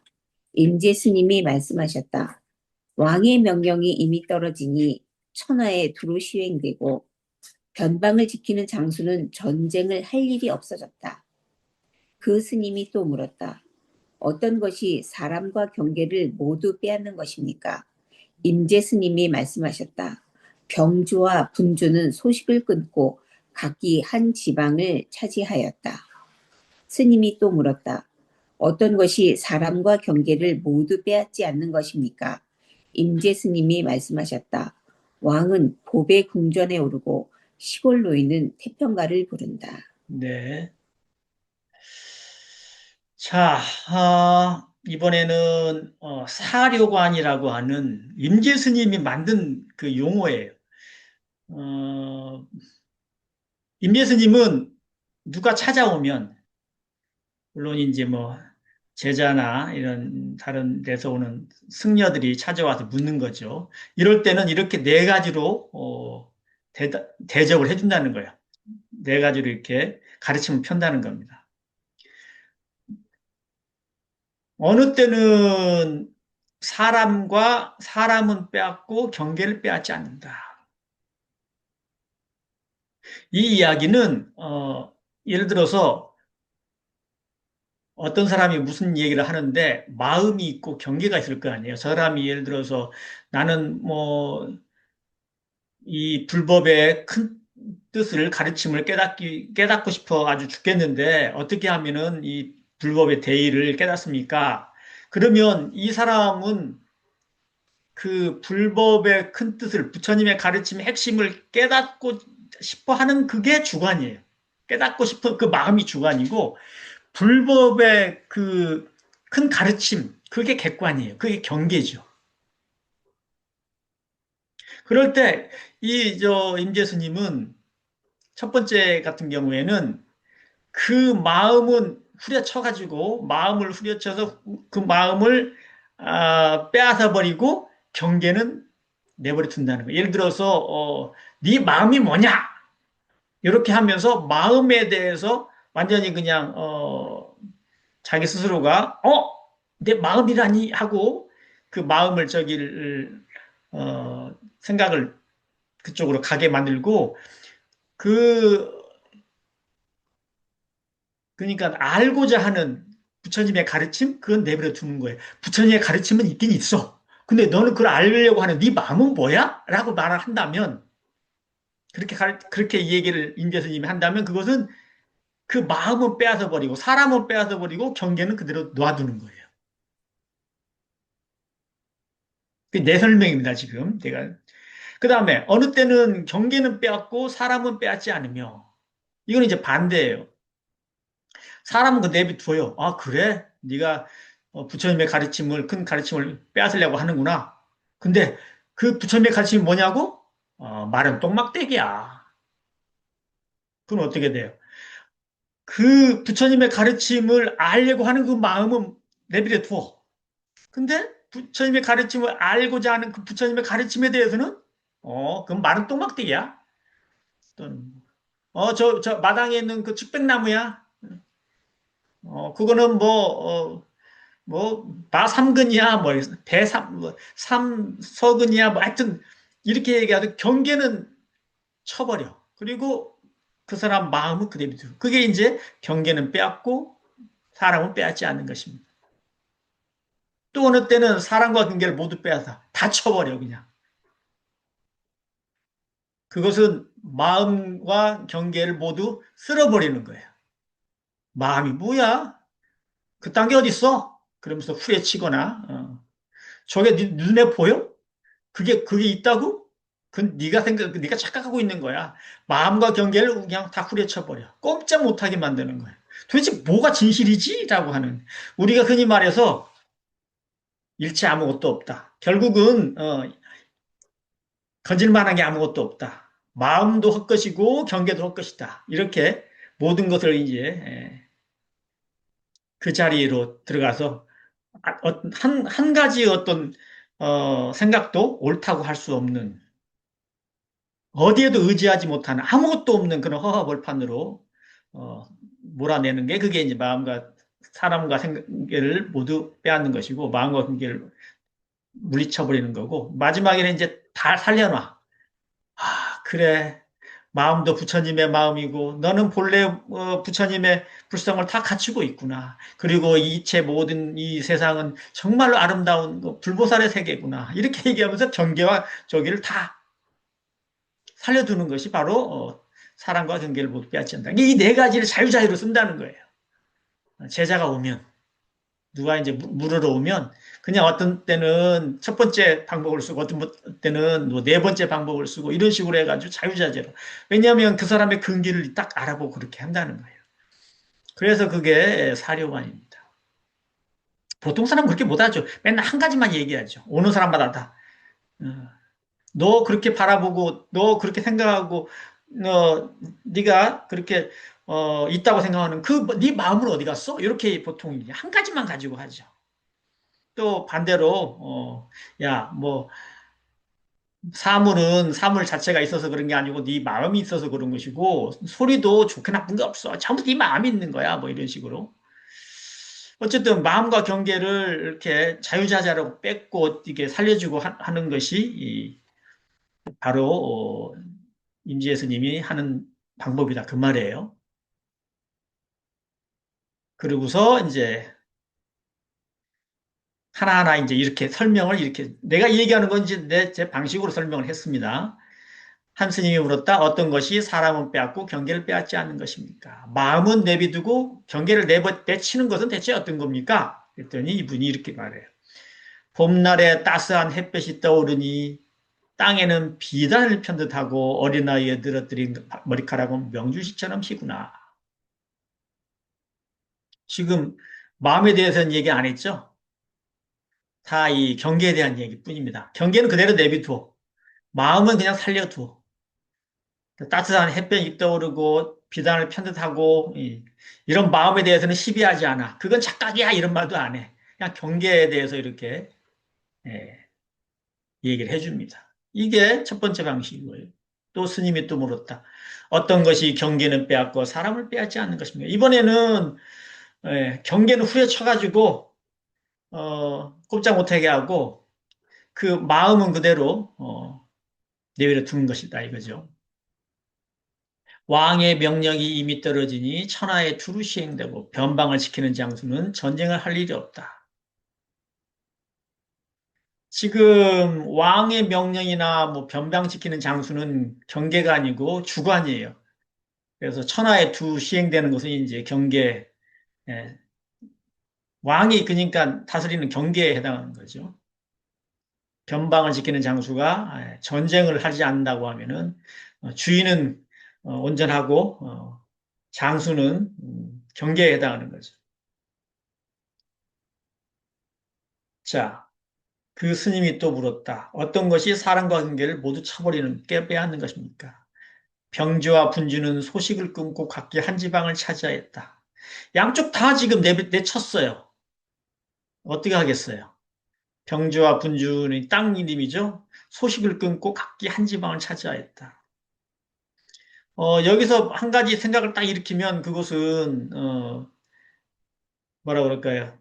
마음이 분별을 일으키는 거죠. 마음도 분별을 일으키지 못하고 그 경계도 다 쓸어버리고 하는 경지예요. 그걸 이렇게 표현을 했어요. 병주와 분주는 쑤시고 각기 한 지방을 찾아야 했다. 그다음에 마지막으로 네 번째입니다. 스님이 또 물었다. 어떤 것이 사람과 경계를 모두 살려놓고 뺏지 않는 것입니까? 마음과 경계를 온전하게 놓아둔 겁니까? 그러니까 임재 스님이 말씀하셨다. 왕은 보배 궁전에 오르고 시골노인은 태평가를 부른다. 마음과 경계를 그대로 두고 이런 표현을 이런 경지를 뒀습니다. 이게 지금 임재 스님이 나는 이렇게 자유자재로 한다라는 뜻으로 하는 말씀이에요.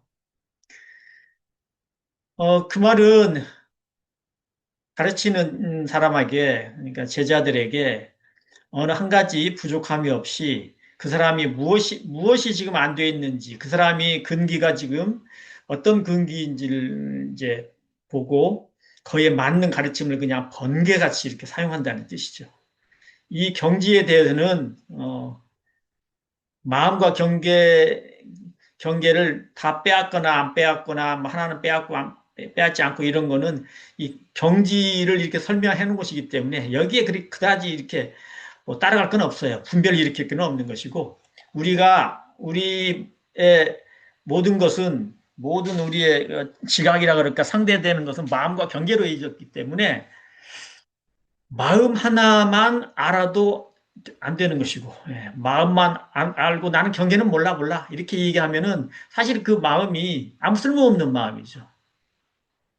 지혜롭지 않은 마음이에요. 마음은 안다고 치면 자기 안은 바라보고 있는데 바깥을 바라보지 못하는 거죠. 알지 못하는 거죠. 그러니까 그건 어, 저희가 아닌 것이고 오만하지 않은 거고, 또는 나는 내 마음도 몰라. 근데 바깥에서는 이러쿵저러쿵해. 저는 길고 짧고 뭐 더럽고 깨끗하고 높고 낮고 이거는 사실은 마음을 모르는 사람이 경계에 대해서 얘기하고 거기 주착하는 것이기 때문에 그것도 또 잘못된 거죠. 마음과 경계가 모두 밝아야 돼요.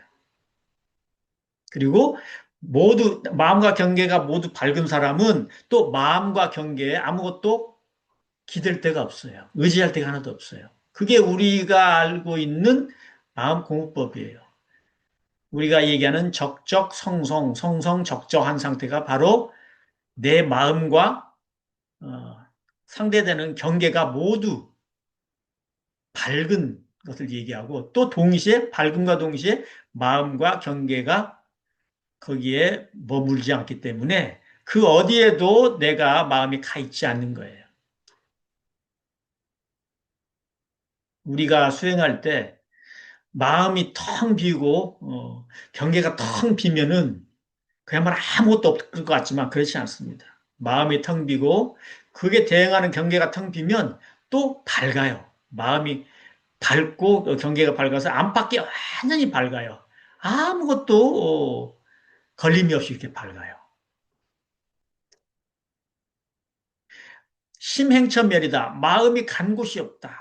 그리고 본래 무일물로서 아무것도, 내 안에는 아무것도 없고 바깥에 그 모든 것이 다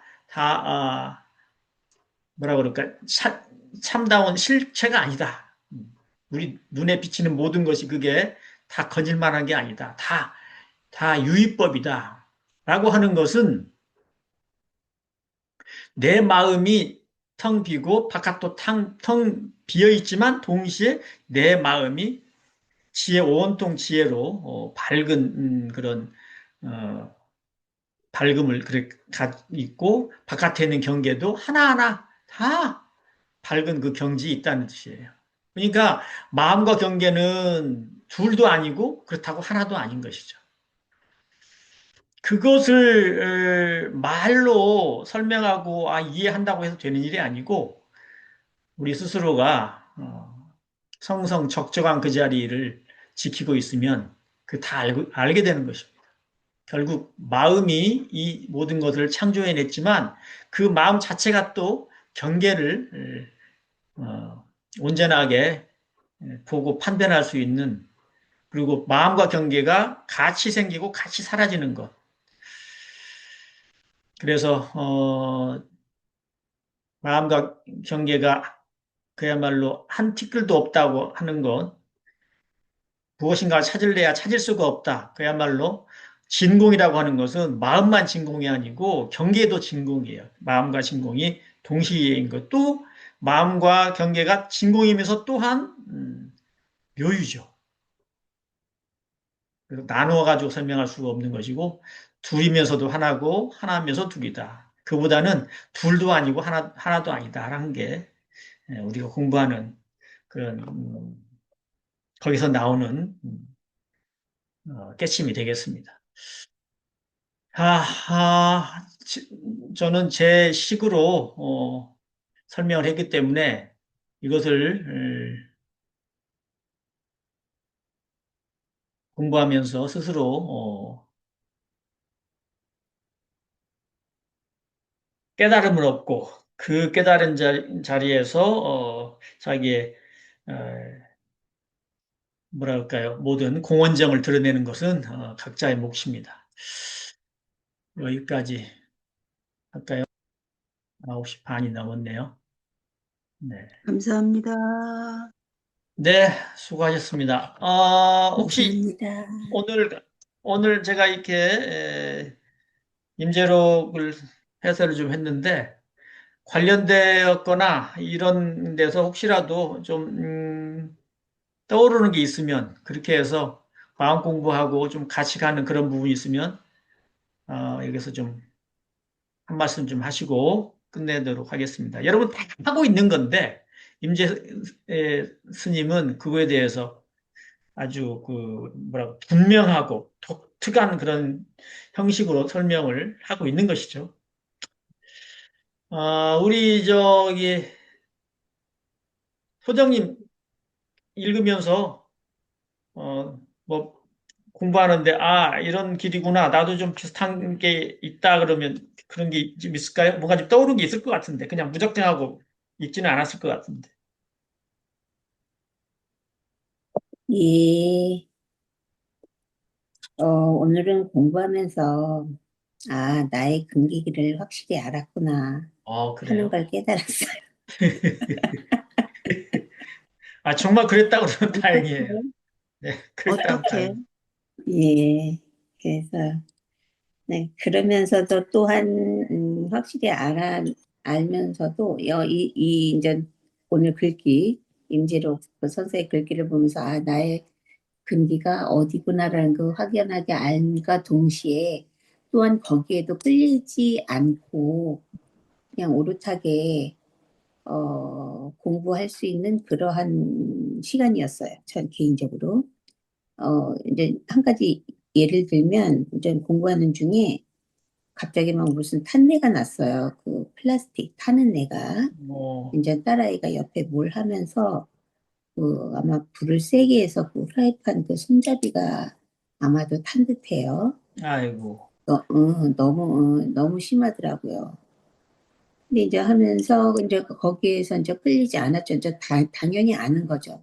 이제 쳐다보니까 이제 문도 열어놓고 이제 자기가 했는데 중간에 이제 그야말로 경계에 마음이 이제 이렇게 빼앗긴 경우가 중간에 한번 잠깐 한두 번 있었어요. 그러면서 이제 다시 가서 이제 그 후라이팬을 물에 담그고 이제 그걸 버렸는데 그러한 것이에요. 내가 일주일에 한 번씩 이렇게 공부를 하는 것은 나 자신을 아까 우리가 처음에 그 공부할 때 그 영단이라는 것을 공부를 했는데 이제 여기랑은 약간 좀 맥이 좀 안 맞는 것 같지만 이 공부 시간이 나 스스로 하나하나 여물어가는 시간이다 라는 그러한 확실한 시간, 확연한 시간 예, 예 그래서 저는 좋습니다. 맨날 좋다 그래서 좀 그런데 비판도 좀 해야 되고 그러는데 오늘은 확실하게 이제 내 수준이 여기구나. 예, 여기까지요. 예. 어쨌든 그런 상황에서, 우리가 마음 공부하는 게 그런 급박한 상황에서 사실 써먹는 게 마음이에요. 태평할 때는, 편안할 때는 사실 마음 공부 쓸 일이 별로 없어요. 그리고 또 죄도 별로 안 짓는데 무슨 뭐 얼마나 마음 공부가 되나요? 근데 우리가 알고 있는 모든 이런, 견문각지, 보고 듣고 느끼고 깨닫고 아는 이것을 써먹을 때는 결국은 급박할 때 또는 좀 약간 지나친 경우에 거기서 이제 내 공부 실력이 나오는 거죠. 근데 어쨌든 모든 게 결국 마음과 경계에 관계되는 것이기 때문에 이 마음과 경계는 정말 우리 어, 불법 공부에서는 뭐 빼놓을 수 없는 거죠. 마음만 가지고 얘기하면 사람이 바보가 돼요. 주의는 몰라 그냥 마음만 가지고. 그러니까 마음과 경계는 항상 마음이 이 경계를 만들어내고 마음이 있으면 경계가 있고 보통 경계가 있어서 마음이 있다는 얘기는 안 하죠. 마음이 있어서 경계가 모든 것은 예, 모든 경계 모든 것은 마음의 그림자 마음에 나타난 그림자라고 얘기하죠. 우리 저 승타오님은 어떠셨어요?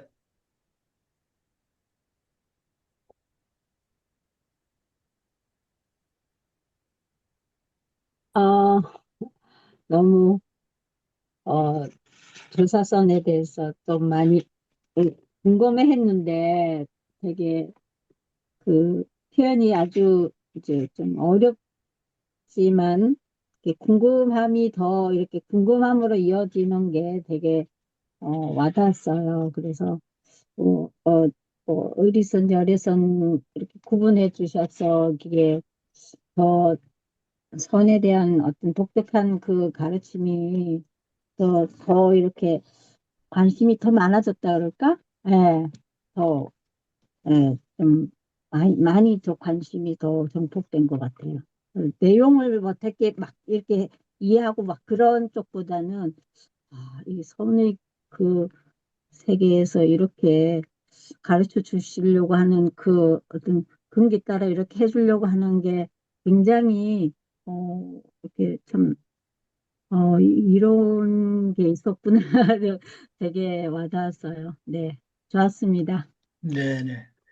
우리가 의리선이나 우리 이제 저 정상적사 법어에 나올 거예요. 의리선이란 말은 거기서 나오는데 의리선을 음, 가지고 우리가 깨달음을 삼으면 안 돼요. 그냥 의리선은 좀 이렇게 경전 공부 좀 하고 그리고 논리가 좀 맞고 이치에 맞고 그러면 아 이거구나 해가지고 그것을 이제 깨달음으로 이제 삼는 수가 많이 있는 것 같아요. 저는 과거에는 몰랐는데 요즘에 보면 많은 것 같은데 그것이 머릿속으로는 이해가 가지만 실제로는 그러한 자리에 들어가지 못하거든요. 그 원래 본성의 자리에. 그래서 의리선으로 깨침을 삼으면 정말 그 전부 그냥 생각이나 말이 많아져요. 굉장히 말이 더 많아지고, 왜냐하면 설명을 해야 되기 때문에. 근데 의리선은 저기 열애선하고 달리 우리 지능하고 상당히 많이 관련이 있어요. 그래서 좀 문장을 빨리빨리 쉽게 이해한다거나 그리고 또 소위 말해서 암기력이 좋거나 이런 사람들은 의리선에서 두각을 나타내는데 이 열애선에 가면 뭔가 하는 게 있는 게 열애선이죠, 사실은. 그래서 어찌 보면은 수학에서 산수에서 보면은 그 저 가감승제를 알았어. 이제 선생님 뭐 또 언니 누나 형 문제 내봐 내가 다 알았어. 이제 내가 이제 곱셈 뺐으면 다 알았거든. 이게 이제 어떻게 보면 초견성이라고 봐야 돼요. 이거는 음, 그거는 이제 스스로 이제 알았기 때문에 어떤 것을 줘도 다 알아. 그리고 스스로 답을 맞춰. 이거 채점하게 기다리지도 않아. 이거 스스로 해놓고 이건 맞다고 지가 칠 수 있는 게 그게 초견성이죠. 초견성은 사실은 그 이치를 갖다 깨닫는 건데 사실 이거는 이제 가감승제는 우리가 얘기하는 이제 학문에 해당하는 거니까 그러는데 학문이 아닌 이제 마음 공부에 있어서 우리 본래 마음자리에서 이 초견성은 하고 이렇게 한번 이렇게 순간이 있는 게 그게 초견성이에요. 그래서 초견성은 저기 이론이나 논리적으로 깨달아 가지고 같이 얘기하면 저건 아니네라고 알 수가 있죠. 그래서 초견성부터가 사실은 이제 우리 공부에 진입로에 들어갔다 이렇게 볼 수 있는 것인데 어쨌든 공부기를 잡으면 뭐 제가 이 얘기를 안 해도 스스로가 잘 할 수 있는 것이기 때문에 조사록을 참고로 하면 내가 바로 가고 있구나 안 가구나 알 수가 있어요. 예를 들어서 생각이 나서 또 이런 얘기를 하게 되는데 이 저 벼감록이나 또 임제록이나 다 뭐 다른 것 책도 마찬가지고 거기에 해설을 붙여가지고 나온 책들이 많아요. 근데 그건 절대로 그건 잘못된 거예요. 제대로 깨쳤다 그러면 해설을 해주진 않습니다. 거기에 해설 자체가 분별식인 줄 알기 때문에 그렇죠. 그 제가 이 책을 저도 이제 이 보여드리는데 이 그 내용을요. 이게 이제 책에서 내는 걸 어떤 분이 정말 그분한테 정말 어떤 분인지 모르지만 정말 감사드리는데 그 다 타이핑해서 올려놓은 거예요. 그 책을. 근데 이제 미안한 거는 거기 책에 있는 그 내용을 내가 많이 안 보여주는 거죠. 조그맣게 해가지고. 왜냐면 그 설명을 들었다고 하면 이거는 다 논리로 가버려요. 그냥 그야말로 의리선으로 가버리는 거예요. 그래서 제가 그러면 안 된다. 그러면 오히려 더 공부에 방해가 된다. 절대 그러면 안 된다고 제가 글자를 작게 해가지고 제가 안 보게 하는 건데 어쩔 수 없어요. 왜냐하면 우리는 지식 공부를 하는 게 아니고 마음자리를 되찾고 공부를 하는 사람들이기 때문에 그런 생각이 들어서 지금 이야기를 좀 하고 있습니다. 우타원님, 네, 음, 오늘, 저는 오늘 그 마음이 맑다고 그랬잖아요, 오늘 정신이. 그게 아니고 그게 아니고 차분해졌다고요. 아까 네, 그렇게 생각합니다. 임제록 내용보다도 또 이제 일주일 동안 제가 산 공부 중에 그런 음, 생각이 들었어요. 우리가 그 경계 속에 이렇게 살다 보면 그 선한 거는 들추고 악은 숨기고 보통 이렇게 하고 남이 잘못하는 얘기라든가 이런 거를 좀 잘 안 하려고 그러고 이제 이렇게 공부 초기에는 이제 그런 면이 없지 않아 있는데 그러다 보면 이제 그 말씀하신 대로 끊임없이 마음속에서 어떤 뭐 갈등이랄지 생각이랄지 이런 게 남죠. 근데 이제 이런 공부를 하면서 그런 게 많이 없어졌고 또 그렇게 서로 남의 그 잘못된 얘기를 하더라도 제가 거기에 이렇게 크게 그 마음에 끌려가거나 분별주착을 하지 않는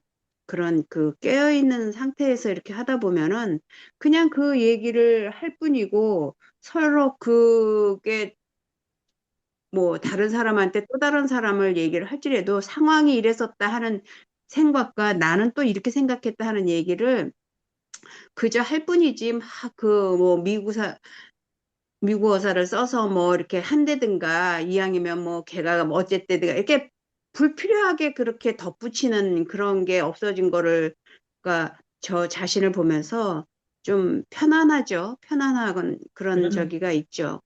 또 하나는 이제 오늘 잠깐 있었는데 동생이 교당을 갔다 왔는데 밥을 안 먹고 왔다래 그래요. 근데 이제 사실 저도 점심은 안 먹고 오는데 오늘 공지가 그게 이제 꽂힌 거예요. 오늘 그 총부에 저기를 갔는데 그 공지를 해주는데 뭐 떡하고 뭐 과일이 있다 그래서 식당을 갔는데 없었어요. 근데 또 동생이 왔는데 밥을 안 먹고 그냥 왔다 그러면서 그러면서 그 공고 얘기가 이제 서로 말끝에 나왔어요. 그래서 제가 그 말을 하면서 아니, 그, 간 사람은 간 사람이고, 남은 사람도 있는데, 조금 그, 우리가 대중에 대한 그것을 잘 살펴야지, 이렇게 잘못하면 이렇게 좁빗해서, 그, 간 사람도 교도고, 남은 사람도 교도인데, 이왕 하는 거 조금 넓게 해서 이렇게 해야지, 그렇게 하면 안 된다. 내가 그러면서 동생한테 그랬어요. 여기 내 앞에 있는 동생도 동생이고, 저쪽에 지금 따로 사는 그 남자 동생도 내 동생인데 내가 어떻게 해야 되겠다고 너는 생각하냐? 이제 이렇게 하면서 오늘 그 얘기를 해줬어요. 그래서 공중 것은, 공의 것은 이렇게 넓게 생각하는 마음을 자주 가져야지. 그렇게 한쪽에 치우치면 어, 큰 일을 잘 못하고 우리가 그 실수할 확률이 높다. 그런 것은 조심해야 된다라고 제가 이렇게 엇일어서 일렀습니다. 여기까지 하겠습니다. 오늘도 또 법문을 하셨구만. 아니, 법문한 건 근데 그게 아니고요. 우타원님 지- 그게 해석하기 나름인데 그 네. 차에 이제 신년 할애 가는 그 차편에 실어서 네. 갔다, 이제 거기 가서 공양 받았다, 네. 이런 내용이에요. 그래서 아니, 이제 그러니까 나는 교당 예, 중심으로 스타님 이렇게, 얘기를 듣고 싶었는데 해주시네. 예, 예. 예, 교당 맞아요. 중심으로 다른 그걸 사람 잘못 위주로 오해할 수도 떡하고, 있는데, 그걸 예, 예. 이제 한 30명이 이제 신년할애를 네, 가는데 네, 네. 거기에 필요한 어떤 예, 공양 물품을 누가 예. 이렇게 행사하셨다. 이제 그 내용을 알려준 아, 거예요. 예, 그러신 예, 거예요? 예. 거기에 아니, 필요한 공양을 턱 물품이, 냈다 그러니까, 예, 아니, 예. 우리도 저기 뭐야, 가신다 그래서 종보사님 저기 시봉금이랑 올린다 그래서 우리가 그냥 우리 단에서 공지를 해서 우리 단끼를 했거든요. 근데 그게 음, 중요한 게 아니라, 그래서 남은 사람도 있으니까 떡하고 뭐하고 공양은 간 사람이 했습니다. 근데 제가 이제 이해를 잘못하긴 했는가 본데, 그래서 조금 더 해서 그냥 한 조각씩 떠나 먹고 과일도 하나씩 집어 먹으면 귤이더라고요. 몇 개가 좀 음, 남았더라고요. 다 넣어 먹기는 음. 좀 못하고 그렇게 씀씀이를 해야 된다라고 얘기를 했죠. 우리 막내에서 우리 여자 동생이 조금 그런 쪽에는 귀찮아해요. 아니 뭐 이런 거 이렇게 이래서 내가 그냥 오늘 짚었다 그 얘기죠. 빗대서 잘 하나, 그거 짚으셨어요. 공공에서 한 거 아닙니까? 얘기 나온 김에 따져봅시다. 아니, 본공에서 한 게 아니야. 응, 응. 음. 아, 조금 그게 그랬어요? 어떻게 애매해요? 보면 좀, 예, 부분 공심으로 조금 오해받을 수 있는데, 그게 이제 어. 신년할애 가는 그 네. 팀에 어떻게 이제 네. 이렇게 이루어졌다라는 그거는 공지할 필요가 사실은 없었는데, 저도 그게 아, 올라와 있어서 조금, 이거 뭐 그랬구나. 굳이 여기다 올렸을까? 이제, 예, 그렇게 챙겨갔다, 음, 챙겨줬다, 누가, 음. 이렇게 얘기인데, 굳이 여기에 지금 말한 대로 세부에까지. 부분공신처럼 돼서 딴 사람들이 말씀을 예, 예, 그렇게 그거를 안 비칠 수가 하셨을 수도 있었어요. 있는데 음. 이렇게 제가 하고 싶은 말은 이런 거를 동생하고도 짚을 수 있을 때 그 아니 뭐 이렇게 옛날 같으면 그랬겠죠. 아니 간 사람만 뭐 입이야 뭐 이렇게 할 수 있는데 그런 마음은 안 나고 이렇게 음. 대중이나 이런 것은 그렇게 지금 말씀하신 대로 부분공심이 아닌 전체를 잘 봐야 해서 일을 해야 된다. 그리고 특히 너는 돈을 만지기 때문에 저기 해라 그러고 인성이한테 그 돈 놓는 거를 좀 놓으라고 말은 했는데 모르겠어요. 이제 어떻게 할지 그건 지가 이제 알아서 하겠죠. 잘하셨어. 가르쳐 줄 필요도 네, 있어요. 네, 네. 네. 자, 우리 지타우님이 뭐 마지막 끝에 법문을 해야 이게 끝나지. 그렇지 않으면 다 대립고라도 해야지. 어느 교당에 혹시 교무님이신지. 에,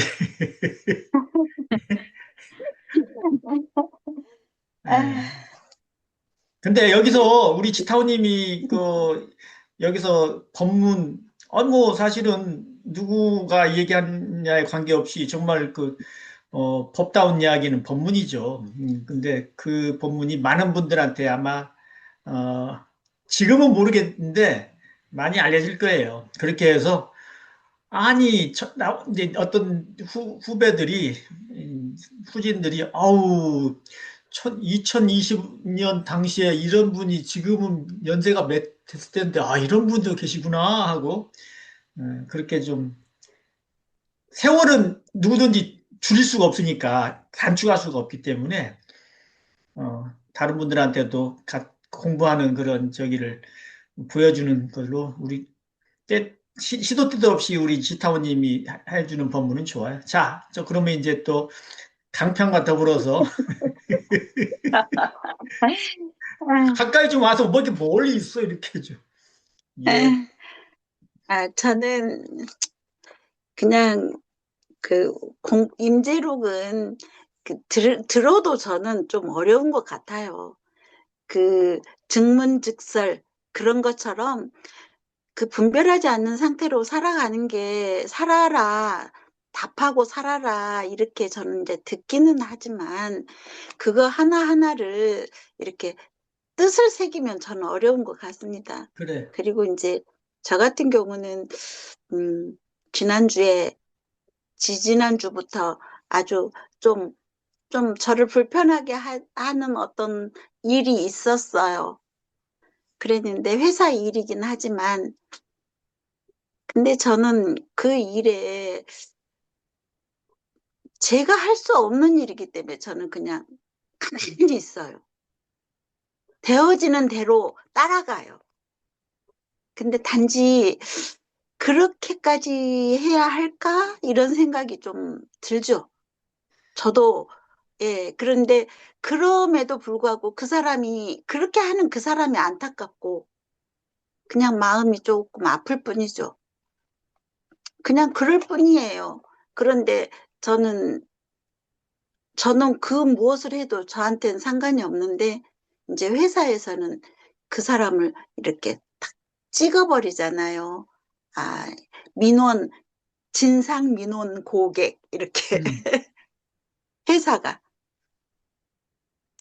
회사가 그렇게 이제 분류를 해버리니까 저는 그래도 이렇게 모르는 사이가 아닌데 그렇게까지 할 필요 있을까? 이제 저는 좀 그런 마음이 들고 저는 그런 분별하거나 그걸로 인해서 제가 괴롭거나 그러진 않아요. 단지 그 사람이 안타깝고 그럴 뿐이지. 그래서 그냥 바라보고 있어요. 그 일이 뭐 마무리될 때까지는 바라보는 것 말고 저는 할 일이 없다. 저는 좀 그렇게 생각을 하고 있어요. 근데 그 일이 조금 그 사람 입장에서는 굉장히 그게 큰 일이고 제가 보기에는 저는 뭐 순리대로 되어지는 대로 그냥 바라보는 그런 입장이라서 제가 마음 공부한 덕을 이럴 때 본다고 생각을 해요. 그 얼마나 보통 사람 같으면 그게 괴롭겠어요. 뭐 회사에서 그 뭐 들려오는 얘기, 그 사람이 한 얘기 이런 것들이 상처가 될 수 있죠. 근데 저는 그냥 그 사람의 마음이 그런가 보다 하고 바라보고 저는 제 마음이 분별하지 않도록 제 마음을 잘 살피고 그렇게 하고 있습니다. 네. 이 얘기 듣다 보니까 이런 게 생각이 나요. 세상 일은 내가 간섭해야 될 것과 하면 안 될 일이 나눠져 있지는 않아요. 나눠져 있잖아요. 소위 말해서 이제 보통 이제 유교적으로 얘기하면 이 세상 모든 것은 다 하나의 내가 인간으로 태어난 나로서 다 나한테 관계가 있고, 응? 이 모든 것은 다 나한테 관계 없는 일이 어디가 있어요. 저쪽에서 남몰래 어떤 사람이 눈물이 흘리고 있으면 그것을 내가 알면 내가 거기에 어떤 걸 해줘야 되는 그런 인륜 도덕관념으로 보면은 나하고 관계없는 게 하나도 없어요. 근데 나하고 관계되는 것이 무엇이 관계되는지 하면 그것도 정해진 게 없어. 그래서 꼭 마치 그런 거죠. 우리가 집안에 있을 때는 우리 집안일이 전부 내 일이고 그러기 때문에 내가 이건 안 해도 돼. 아니면 이건 해야 돼 하고 스스로가 이렇게 하는 것이 나한테 달려 있는 것처럼 바깥에서 나가도 어떤 거는 내가 해야 될 일이고 어떤 것은 내가 하지 않아도 되는 일이고 우리가 먼저도 그런 뭐 무관사의 동치말라에 대해서 우리가 오래전에 회화를 했는데 전부 자기한테 관련이 있어요. 자기가 정해진 것이 따로 있는 게 아니고. 근데 그것에 대해서 또 시비할 수가 있어요. 왜 그게 네 일이 아니야? 이렇게 시비할 수도 있고, 아니, 그게 네 일이야?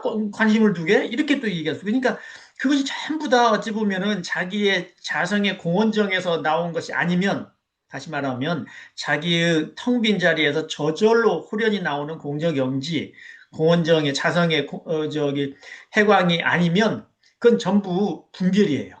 그러니까 아무리 좋은 분별도 내 자성의 해광에 발현된 게 아닌 것은 전부 다 내가 주착한 것이고 분별인 것이고 아무리 내가 이건 아니야 뭐 나하고 관계 없다고 하더라도 가만히 생각하니까 내가 텅 빈 자리에서 보니까 이거는 내가 해줘야 될 일이네 그러면 그건 또 따라야 되는 것이고 그래서 아까도 얘기했지만은 저기 저기 부처님께서 말씀하신 자기 자신을 등불로 삼으라 자등명 또 법등명 이거는 뭐 불교뿐만 아니라 우리 공원정을 가지고 있는 우리의 성품에서는 그게 정답이에요.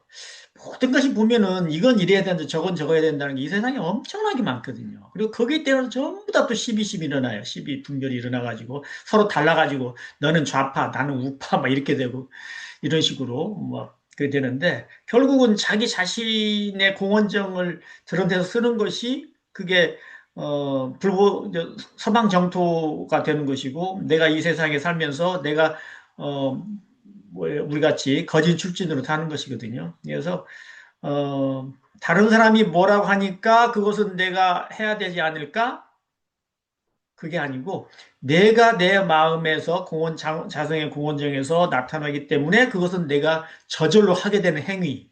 이게 사실은 우리가 무시선 수행이죠. 정해진 게 있다고 그러면 그건 전부 다 우리가 십이심에서 나온 것이고 그렇기 때문에 걱정하지 마시고 우리 아까 뭐 임재력 너무 어렵다고 그러는데 어렵다니까요. 그리고 과거생에 공부한 사람이 또 이 공부를 할 때 조금 맞아 들어가지 그렇지 않은 경우에는 머리 아파도 못해요. 그래서 그건 다 이해할 수 있는 것이고 자기가 가지고 있는 남이 뭐 얘기 안 해도 자기 본성의 공헌정을 쓸 수 있는 사람이면 그것을 항상 이렇게 잊지 말고 그 자리에 쓰려고 하는 것이 오후수행입니다. 깨달은 뒤에 그 자리를 갖다가 계속 쓰는 것이 그렇기 때문에 다른 데다가 스승을 둘 것이 없어요. 깨치기 전에 사실 스승을 다 두는 것이죠. 깨닫고 난 뒤에는 자성이 스승이니까 예, 그렇다고 말씀을 드릴 수가 있겠습니다. 자, 이걸로 마쳐야 되겠습니다. 우리 네, 원사님은 들어가셨는데 자, 다음 주에 또 우리 거진 출진 단회 같이 하기로 하고요. 네, 함께 공부한 우리 동지들 수고 많으셨습니다. 다음 주에 또 뵙도록 하겠습니다. 네, 감사합니다. 감사합니다. 감사합니다. 네, 아직 추위가 다 끝나지 않았기 때문에 몸 조심하시고요. 네, 감사합니다. 네, 수고하셨습니다. 감사합니다. 공유하고 네, 끝내도록 하겠습니다.